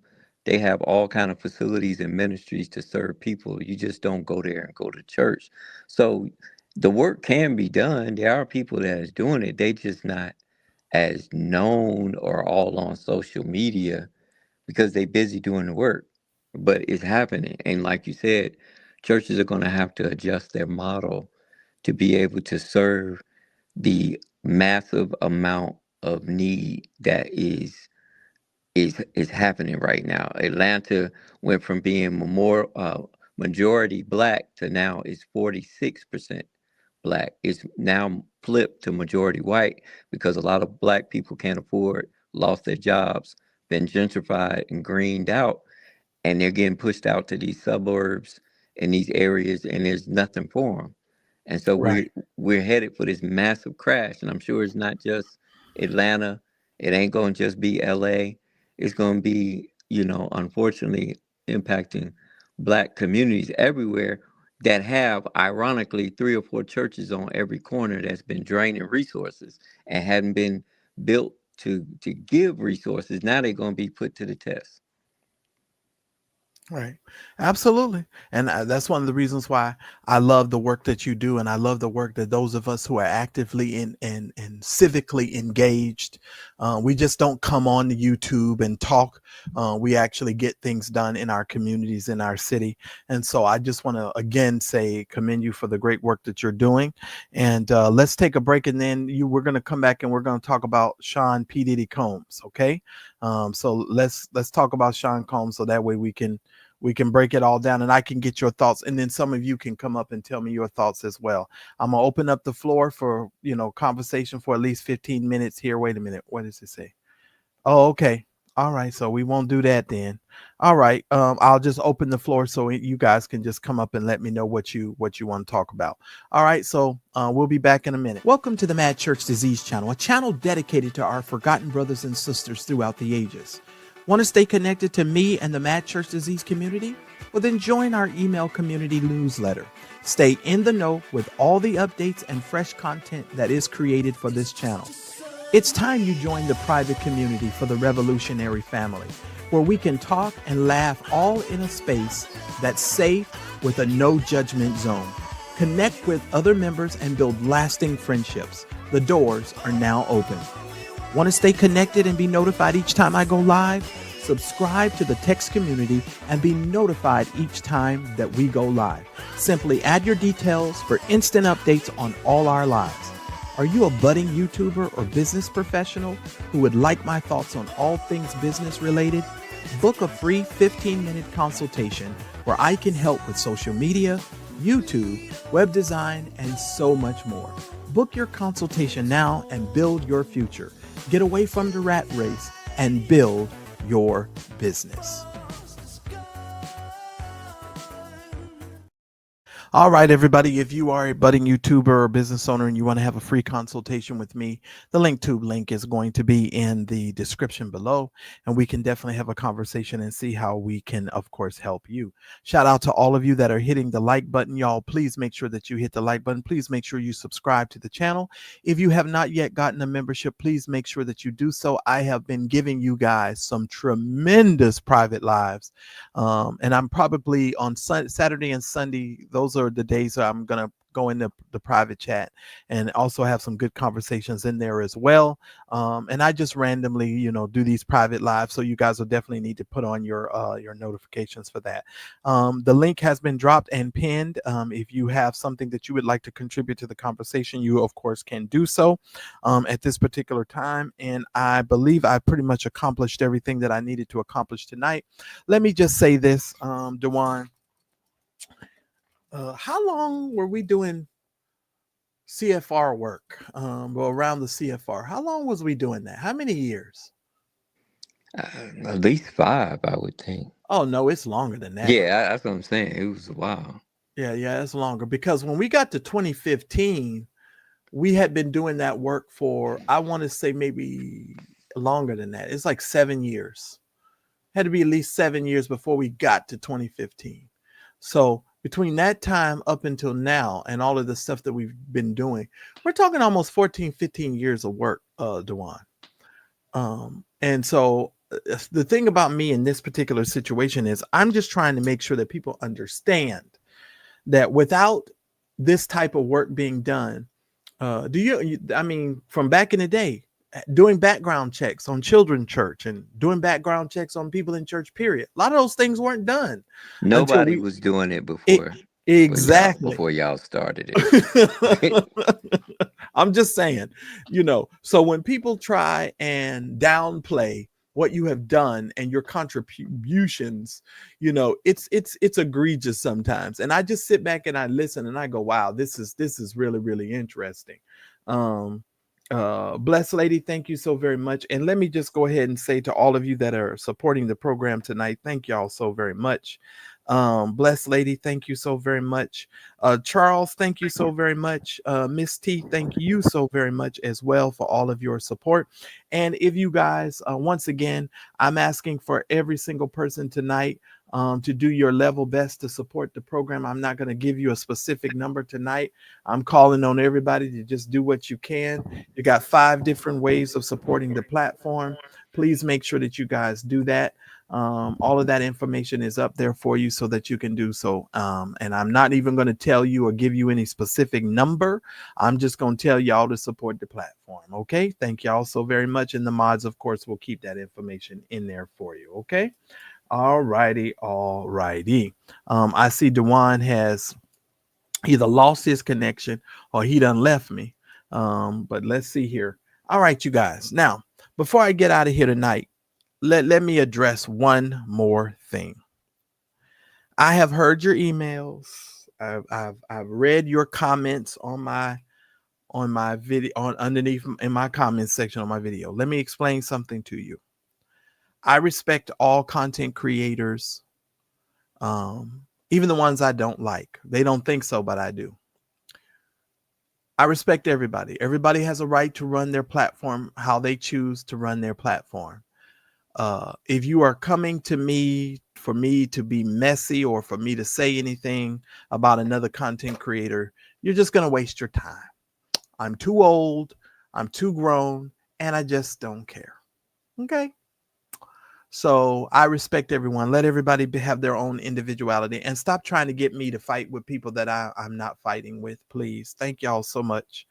When I told y'all I was done with that whole back and forth and all that kind of foolishness beforehand, I meant what I said. And I don't care who the content creator is. I'm not fighting with anybody. Let everybody be great. They can go be great. They can do what they do. And I'm gonna do what I do, and we're gonna all respect each other, and we just gonna let it be what it is. You understand what I'm saying? Let it be what it is, ladies and gentlemen. Don't try to make it something that it's not. Just let it be what it is. And be respectful. All right, that's all I'm saying. Somebody said Microsoft just eliminated 9,000 jobs to one. Yep. Saw that today. It's Okay, crazy. I'm gonna tell y'all what I did last night. Real talk. So I'm sitting at the dinner table last night. I said I just want to do something, just try something. I asked ChatGPT to give me the top 10 Black YouTube content creators. Do y'all know every person that ChatGPT recommended was not Black? So I said, well, maybe ChatGPT don't know what the word Black mean. I said, let me ask African American. So I asked ChatGPT, well, who are the top 10 African American YouTubers? Y'all go do this. Go do what I did. Watch this. Well, not one single person that ChatGPT gave me back was Black or African American. Do you Let me think tell you this. that's by design? I'm just asking. Yeah, I'm gonna tell you. I've been working with like 5 different AI platforms the last several months creating content. And it is designed a certain way because I was designing a video and I asked for a black character and it created a monkey and I was like, this is racist. Mm, Don't give me a monkey. And you say, oh, he apologized. Chat GPT AI apologized. Oh, I won't do that again. And I have asked certain questions in the prompt and it has openly lied. And I would bring the facts mm. out and then it would say, oh, I apologize. So you all got to be aware. This Chat GPT, Soro, VO, all the different platforms are still programmed by white people, white, sometimes racist people, a lot of people who don't deal with black people. It pulls the facts and the data based on the people that programmed it. And as Marcellus is saying, and I have personal experience, it ain't gonna give you what you think all the time, especially concerning the black people. Right. It didn't. I was really shocked. And I went to every person's channel that Chat GPT recommended, and I was in complete shock. I said, none of these people are Black. And at first, one, she was an Indian, and I thought, well, maybe she was Black because she kind of looked Black, right? So I said, well, let me go. Wasn't Black. I said, oh my God. I said, this is some interesting stuff. Let me go ahead and address this while I'm here. Yes, I did. I sure did. Because if you can refer to me as a slop bucket content creator, I can most tell you about your fat self sitting on the internet all day and eating like a hungry hippo. I sure can. And I sure will. I sure will. Just that simple. It's not, it's just that simple. I really do. And even though I don't like the person, you notice I never mention their names. And I don't mention their names. And the reason why I don't mention their names is because, first of all, they're not worth mentioning. They really aren't. I'm protecting my peace. When I log off of here, I'm about to tell y'all what I'm about to do. I'm about to go have me a tuna sandwich. I might talk to the moderators for a few minutes before I get ready to go to bed if they want to talk. And then that's it. And then I'll see y'all tomorrow for Fist Fight Friday. And you could just talk about whatever you want to talk about on tomorrow. Sure did. And I will continue to do so. I'm not going to be bullied by nobody. You're not going to bully me. That's what you're not going to do. That's what you're not going to do. All right, Dewan, I appreciate you coming up, my friend. It has been a pleasure. I miss you guys tremendously. Oh, you ain't doing the Diddy? You told me not. No, I was joking. I was joking. Oh, No Diddy. Like, no Diddy, no Diddy. oh, okay. Yeah, we could. I thought you didn't want to talk about it. We could talk about it because that's why you said you wanted to come up, was to talk about it. All right, let's talk a little bit about P. Diddy. This went down the way I thought it was, the way I said it was, and I'm not surprised. So you tell me your thoughts, because I'm not surprised. Well, just looking at the onset, we thought when we saw federal agents with tanks raiding his all three residents, you thinking this is about to be RICO. This about to go down. This about to Right. be huge. They about to expose everybody like Epstein. But when the case started and none of that material and none of that stuff that they confiscated made it to the case, and the case got narrowed down to basically what he was doing in the music industry, I wasn't surprised by the outcome, because that's basically what they did. Everything that we heard and people knew that he was doing, the widespread debauchery and criminality that was happening with all kinds of high up people, they left all that out intentionally for whatever reasons. And they just made it about obviously trying to put him in his place for what, to be honest, not excusing anything to happen. All the stuff that happened with Cassie and everybody and Jane was egregious. It was just horrible. But to be Mm-hmm. honest, I grew up in the 90s in Atlanta. All that stuff that happened at the Diddy parties was the culture. This is what they did all the time in Atlanta. This is what they did at Freaknik. This is what they did at the music studios. And every time they had any kind of industry event that I used to go to, it was the Diddy parties. It's always been the Diddy parties. Everybody was always doing this stuff. He just took it to another level. So he got punished for what the Right. culture has been, unfortunately, since the 90s. So it's really, Can I throw a go twist at ahead. you? Let me throw a twist at you. I heard something today. I just want to throw something out here to you all. Now, Dewan, you might like this. But when I heard it, I kind of, I cringed a little bit, and I was like, I don't know about this. But I'm gonna throw a theory at you guys tonight. What I heard. We all know that P. Diddy was suing this liquor company for billions of dollars. Y'all need to understand. He wasn't suing them for millions. He was suing them for billions of dollars. Some people have done some research and have discovered that this liquor company, uh, gave about $60 million to the Democratic Party, okay, to the DNC.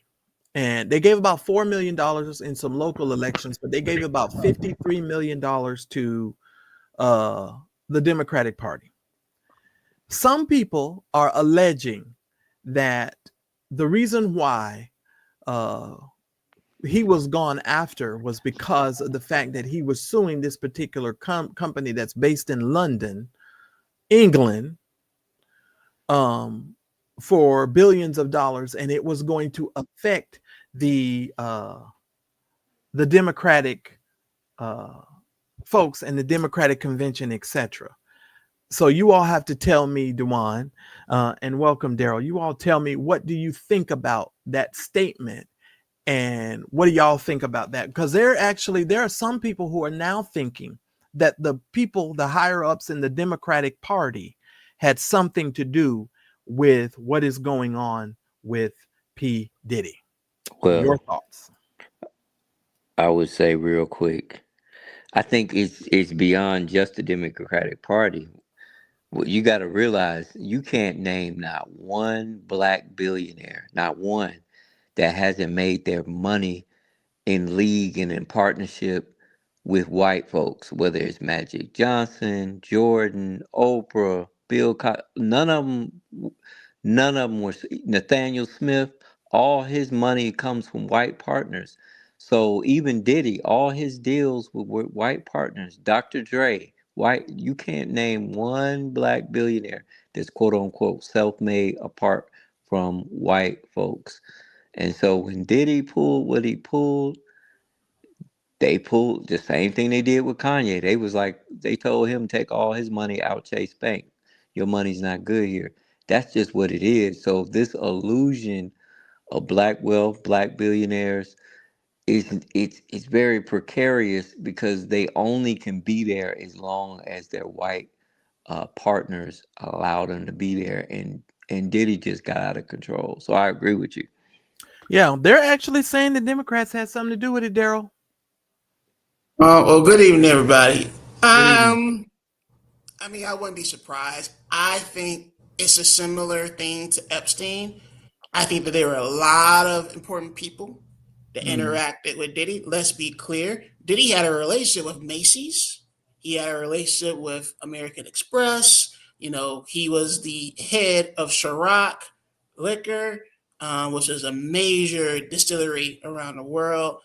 I'm not I wouldn't be surprised about that. I think that, I just had a really not difficult day today, but it just feels like with this case, with what's going on with Congress, with this ridiculous, destructive, debilitating bill that is going to send shockwaves. And those of you all who don't think that it's going to hit the black community, I just got word that all the student loans, they're about to hit everybody.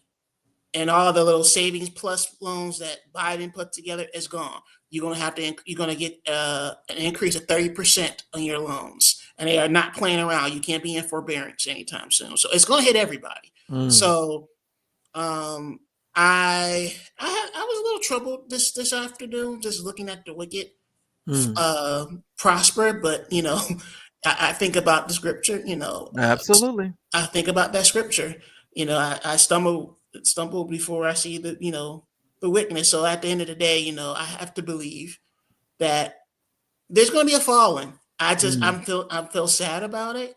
Going back to Diddy and this ridiculous case, I've never seen the federal government try a case like this. I think you said it yourself, that RICO case was ridiculous. It didn't make any sense whatsoever. How are you putting a RICO on one person? Right. And one person only. Right. It's the same thing with I think you talked about the Young Thug case in Atlanta, how they put the RICO case in. And I was like, this is stupid.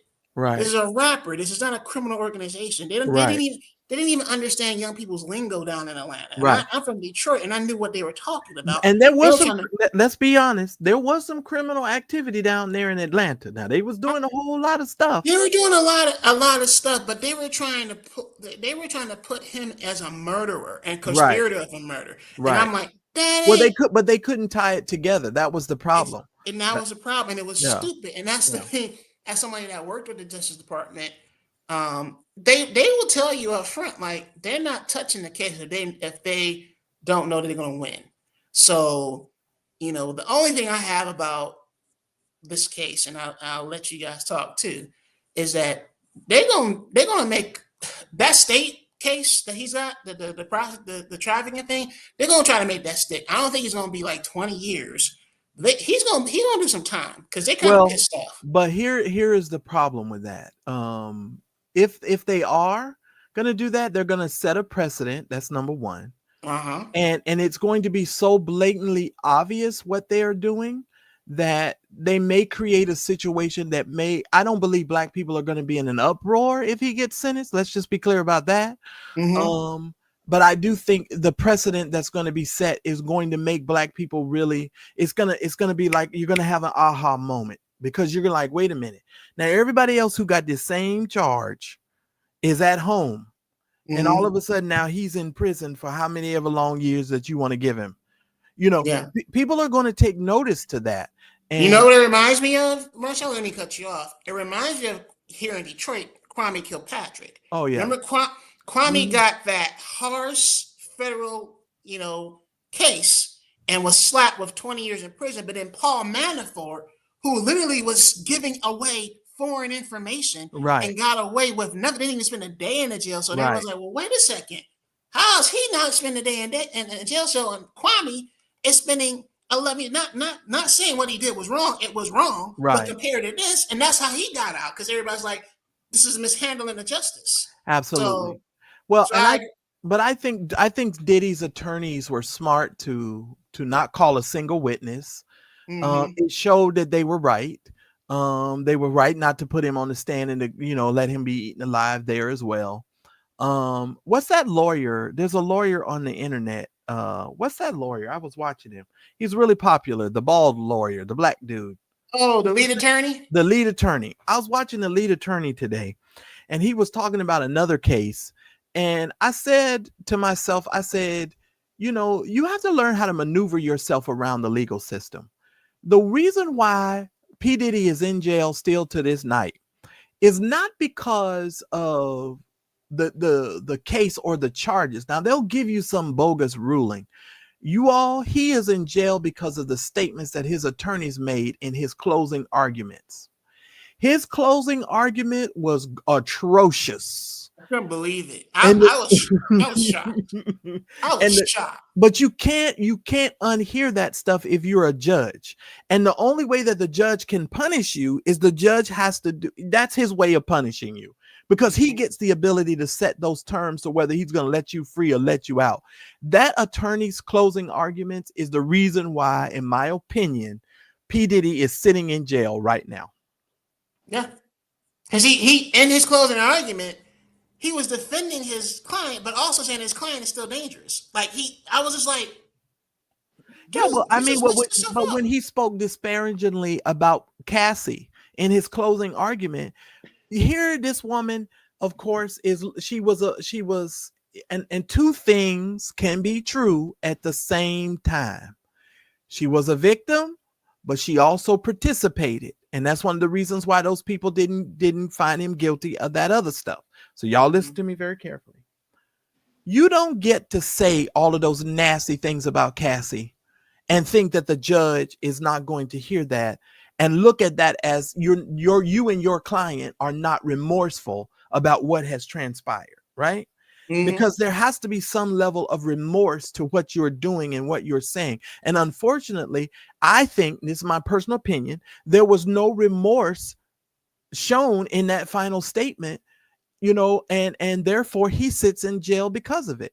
If he was my lawyer, I would have been livid. I would have been livid. I'm like, man, I don't understand how you could do that. But can I make a counter point on that? Because you did bring something about, precedent. I also think about, you guys in California, the Rodney King trial. Right. You remember how, the state prosecuted the LAPD officers that beat Rodney King, and they ended up granting him not guilty. But also keep in mind, this is a Republican president at the time. President Bush was so offended and appalled by that decision that he called the attorney. Remember, he called the attorney general and said, I want them prosecuted, because what they did to that man is outrageous and cannot be out in the street. And he prosecuted those LAPD officers, and they had to spend, I think, almost 5 years in federal prison, something in that nature. They spent some federal time. Wow. And they took their license away. And D.L. Healy talked about how he was in LAX, and one of the officers that beat Rodney King was his driver, and said that he could no longer be an officer because he has a federal conviction. So I understand your point of precedence. I do think that is true, but I also think that sometimes the court can make a man out of it, make a statement out of you, because it's like, yes, legally this is true, but like at the same time, this is ridiculous, and what you're doing is outrageous. Another thing is OJ. OJ, same thing. It's a lot of similarities to OJ. He was found not guilty, but they were just outraged at what he did. But they still prosecuted him, and also on the top of that, OJ was stupid and spending another time in jail. So just those two things that I'm thinking about Diddy. I'm like, I think that the federal courts they didn't do their job, but like the prosecution failed in a They way. failed miserably. They came on too strong. Go ahead, Dewan. What Yeah, were you going to my say? last point is, I think when I was watching the coverage from people that were reporting on the body language and everything that was going on with Diddy and his lawyers in the courtroom, I think they were really terrified that he was going to get the RICO charge and then get life in prison. So they made that be the bar. If we can make it to where you don't get life in prison, that's a win. They crafted this whole thing, like y'all said. They could have really overcame this case if they didn't blow the closing argument, because they had been cleared of most of the most egregious things. But unfortunately, what he has left, they are pushing for 20 years, 20 years max.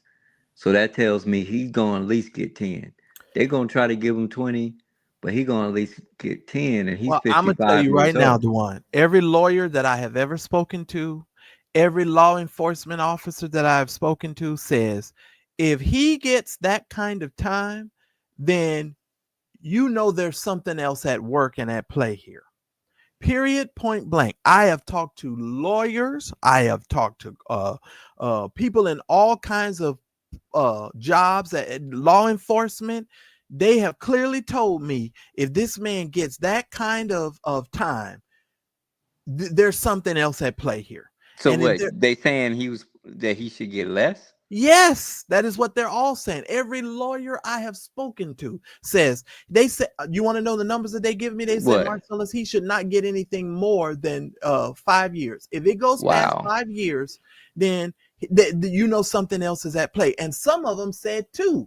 Some of them said 2 years. I don't know about 2 years. Wow. That's what they said. And they said he should get, I'm serious. That's what they No, I told me. believe you. That's what it should be when you if you take This his what they name said. off of it and just look at the case, how everybody else, yeah, They that's said right. But I with don't the think 2 that's gonna years, they happen. said with the 2 years, he would get out the same day because of a year, because he's already been in there a year or something. And they said that would be considered as time served. That's literally what I was told. I kid you not. That's what I was told. Wow. Another thing to think about also, the prosecution brought in Cassie and Jane Doe as like a witness to his acts, and Jane Doe kind of messed up their case too, because her testimony concluded that she was also a participant in this as well. So you can't really say that she was. Well, the Jane Doe is the one that ruined the case for the prosecution. Exactly. and it came out. You know who the Jane Doe is, right? I forgot the name. What was her name again? Her name was Daphne Joy. That's 50 Cent's ex baby mama. Oh yeah. And Wow. what can you trust with her? For real? Really? And I was just like, what? Yeah. Why would she put her in that? Oh, well, she helped out Diddy. Diddy ought to take her out to dinner. Go buy her a new car, because she sure helped him out in relation to that case. I'm just saying, y'all know I can't do nothing but tell the truth. She helped him big time. That's all I'm gonna say to that. But getting 20 years for that crime, you don't even lock up prostitutes for that crime. And you do know prostitutes actually do what he's being charged with. You don't put prostitutes in jail for 20 years for that.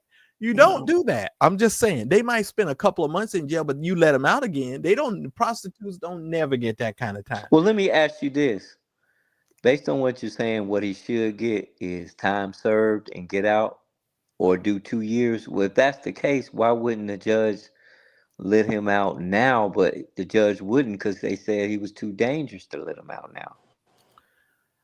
Well, I'm gonna tell you this: when it comes to danger, I do believe. Well, the Cassie video was egregious. Watching that man kick that woman, every one of us on this platform, we probably cringed when we saw it. It was gross. Yeah, it was horrible.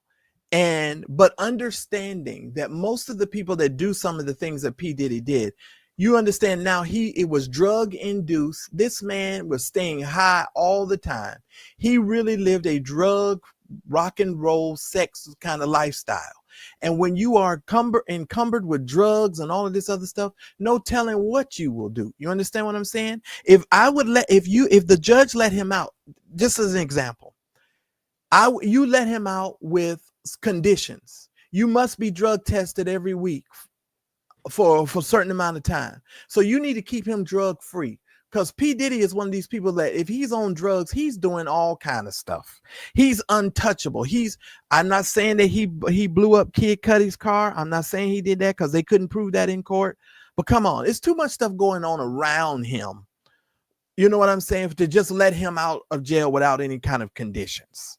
I'm just saying. That's just me. All right, Leah, welcome to the platform. It's so nice to have your voice up here. Hi, Marcellus. Hi, Hello, gentlemen. How Yee. you guys doing? Um, so just really quickly, because I did watch the Bell hearing in real time. Just want to clear up a couple of the misconceptions. So yes, when it comes to his sentencing, the judge will take into account what he's been convicted of. And when it comes to the charges, it's just like he's a perp or he's a John. He's not a pimp.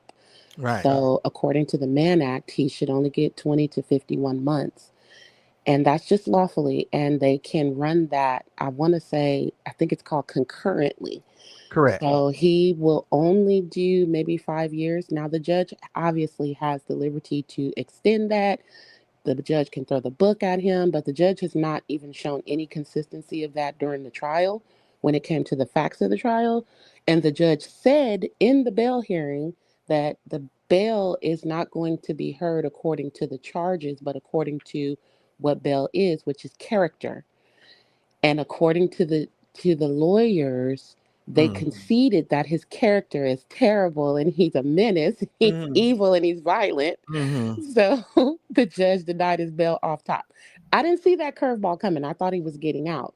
But that was a really, really great thing for the judge because at least if he does get out in a year or two, and then he gets, of course, the 7 to 10 months, depending on when they moved the hearing up to July 8th, by the way, not October. So he could be sentenced next week on Oh, wow. Tuesday. Yeah.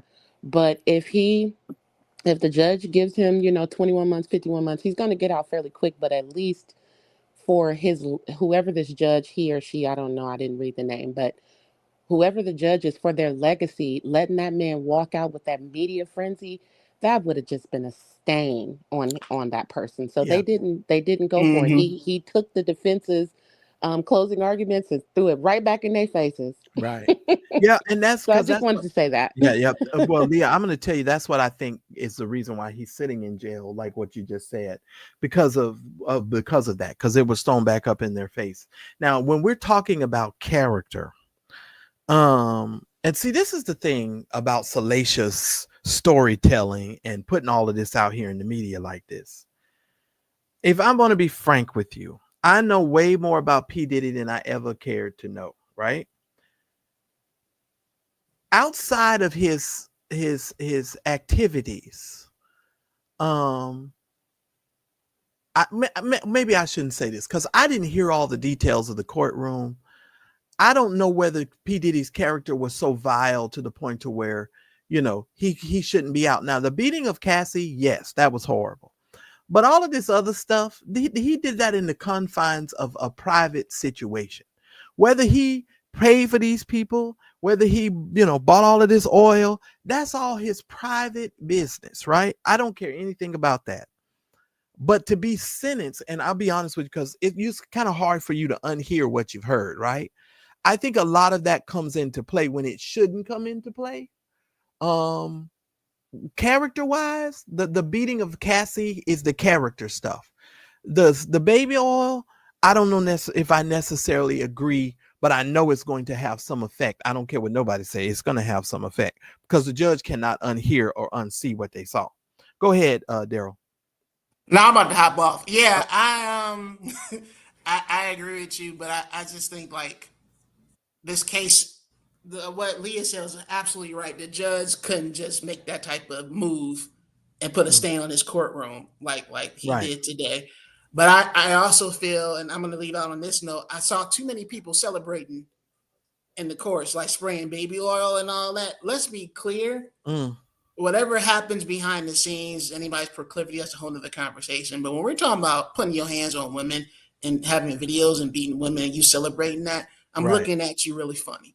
I'm looking Right. at you real funny, and I'm looking at you like you should not be trusted. So, Well, you know, I'm just gonna tell you. I'm gonna just tell y'all this.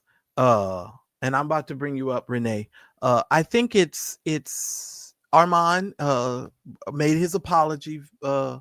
For the baby oil situation. From what I heard, he made a very good statement about it and the sensitive nature of what happened. I personally like Armand. I'm gonna tell y'all that. I think he is a hardworking content creator. I respect him for building his own platform. He didn't have to build his platform on the backs of others.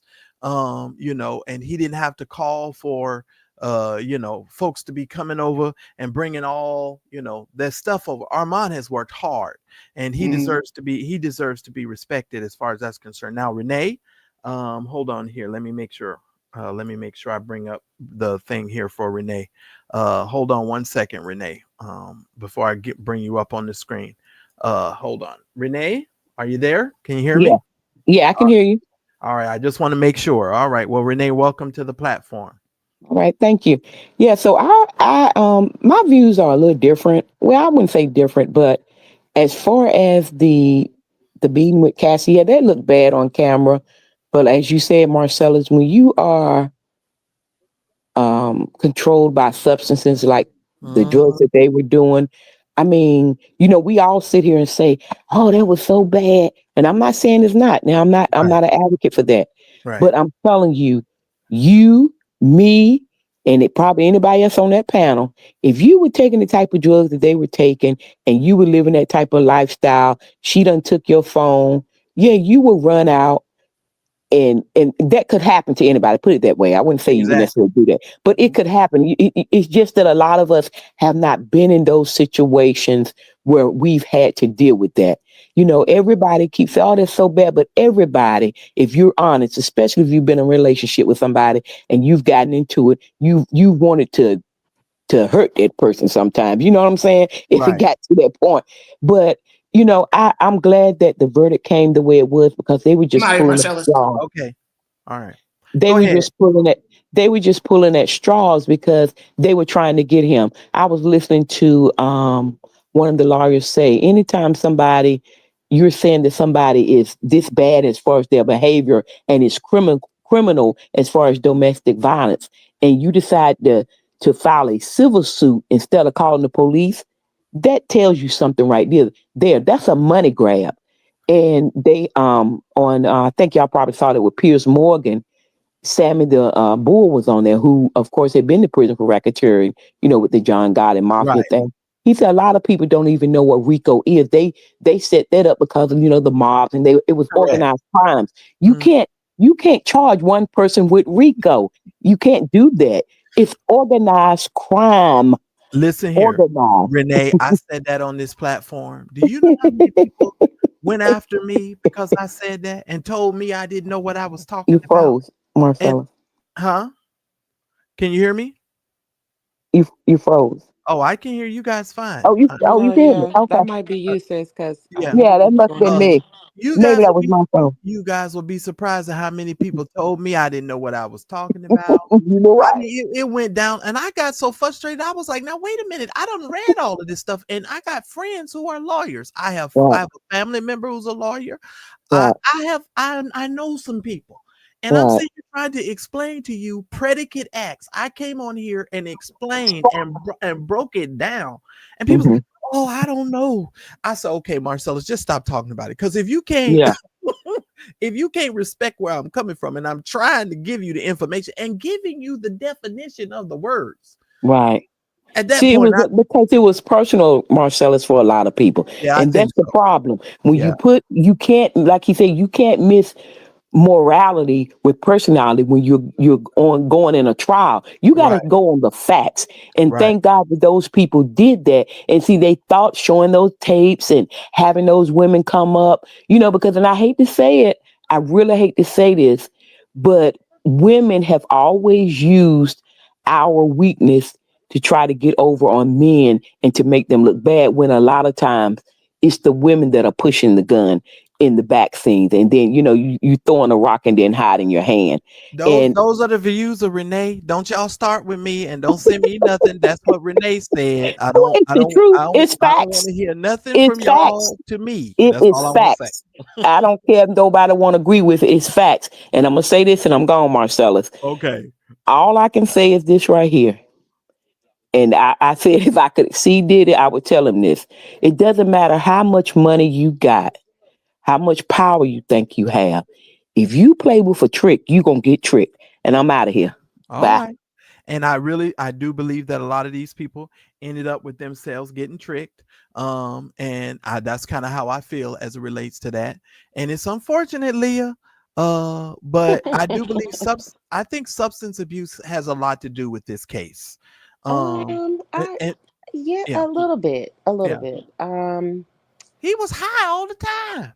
And Sure, you know what? That but explains. Wait, do you all remember the BET? The oh when he God, when he was hosted, running around, that's he was high as a kite. I don't care like what a nobody say. maniac, and then he was in the after party jumping around like he was. Oh, you know what? When they started on this case, started talking about his drug stuff, it took me all the way to BET. I said he was Hmm. high as a kite that I night. remember that. It hit me like a ton of bricks. I said, "Oh, I remember that." He was in everybody's interview. People was trying to Hmm. be interviewed. He was He was everywhere. bopping. I said, "Oh God, he really was high." Well, okay. This is like you always say, and I say it too. It's a two truths can be true at the same time. It just is what it is. Cassie was a victim, but they overplayed that hand because she was a victim that could have gotten out because they have a paper trail of instances where she could have gotten out. Right. Now, would she have wanted to leave a $250,000 a year income and a nice penthouse and then a house on the golf course, a house in Beverly Hills? Probably not. And she stayed a little bit longer than she probably should have and played within the devil's territory a lot longer than she should have. But she was definitely groomed Mm, into who she was. She was with him at 19. She went from one older man to the plain old devil. right. And she jumped into that world and she didn't really understand how to get out of it. So the Cassie today is not the Cassie from back then. We get Right. that. Right. However, when you're trying to bring the RICO and racketeering charges against somebody like P Diddy, they didn't have versatility on the prosecution side. They should have had a man over there and they should have had somebody black. Diddy was smart. He restructured his team when he got in that courthouse. Right. At first, he only had two white guys. Then he went and got the sister. Then he went and got the popular attorney that had just got Young Thug Ryan or whatever his Steele. name off. Right. And he played his hand smart. And I'm not understanding why they thought six white women was going to be able to tap into the culture. No Right. man, you guys are not even in tune. And then the biggest, I mean, there's so many things, but the biggest thing that really pissed me off about this case was why didn't they sequester the jury? Well, I think they didn't sequester the jury because, to be honest with you, well, I think P. Diddy is such a big star. If somebody walked into that courtroom talking about they didn't know who P. Diddy was, they were just lying through their teeth. Because I just there's no way. Even sequestering them isn't going to keep these people. And I don't care what nobody say. You sequester the jury, these people still be looking at their phone. They still be going and investigating because you got 12 people that's got to make this decision, right? And the judge can only admonish you not to do those things, right? I don't care what nobody say. These people go look up information and they always end up getting in trouble later and stuff. And when they get found out, they're people, Leah, they're going to go do their research. And it was going to be very hard for them to hear all of this chatter out on the internet and for them to be able to come back and say, wait a minute, one man is sitting at the table and we trying to convict him of RICO? I get that, Marcellus, but I mean, with such a high profile case, tightening the reins would have been better than not. Yeah, Yeah, I no. agree. I'm not saying I disagree, but I mean, do you think it would have did? What do you think it would have did? Do you think it would have, how would it have helped? I think, well, to the point of like the Armand Wiggins. Armand was so genius on how he was able to bring a little bit of light-heartedness to such a dark path of Yeah. testimony. Yeah. Yeah. Yeah. And it's really unfortunate that the brand of his show got put out the way that it did with the oil in front of the Right. courthouse, because everybody was saying they got t-shirts that say more oil because Right. of his show. However, that could have been limited. Like, you could tell that the attorneys and stuff was watching the internet. They was watching y'all bloggers. Well, listen to me. I try to tell everybody, don't think that these shows that people aren't watching. I learned this years ago, because there's some preachers that I've heard them say certain things that we talk about on these shows comes right out of their mouth, and I know they only got it from watching the vlogs. And I'd be like, oh, I see what you doing. Because trust me, Juanita and them Bynamites watch vloggers. Y'all listen to me very carefully. They be listening at what's being said about them. Don't get it twisted. All of these preachers be looking, even the ones that don't like you, and all of that other stuff. Trust me when I tell you, they be watching. Now, Leah, I'm gonna let you and Dewan give your final thoughts. I'm gonna start with I want to hear you last, Leah, so I can end on your voice. Dewan, give me your final thoughts so I can get out of here. I need to go eat my tuna sandwich. Excellent. So again, Apostle Marcellus been doing it, what, 20 years, started this whole thing.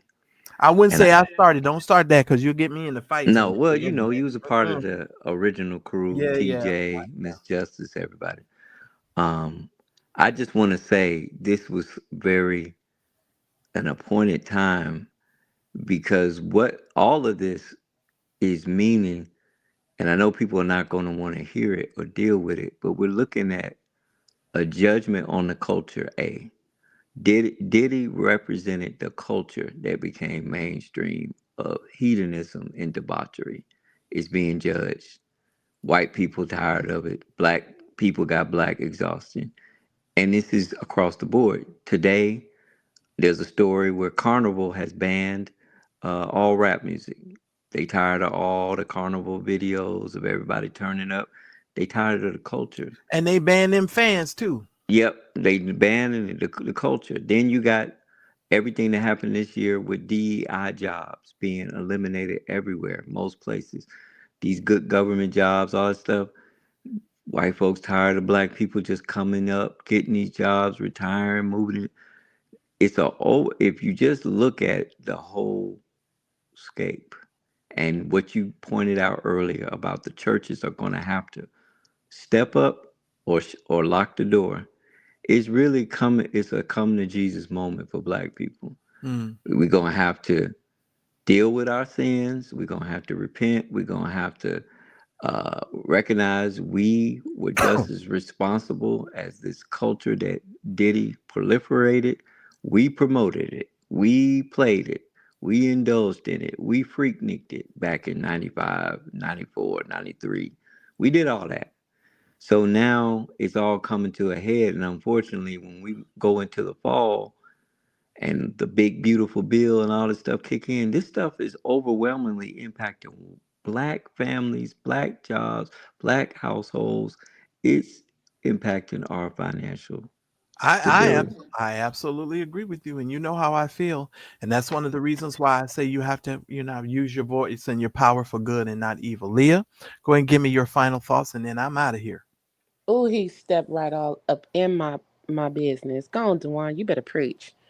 Um, for real, because the Bible does talk about if my people who are called by my name would humble themselves. But the Bible also says, "Give ear, O my people, to my law, and incline your words to the words of my mouth."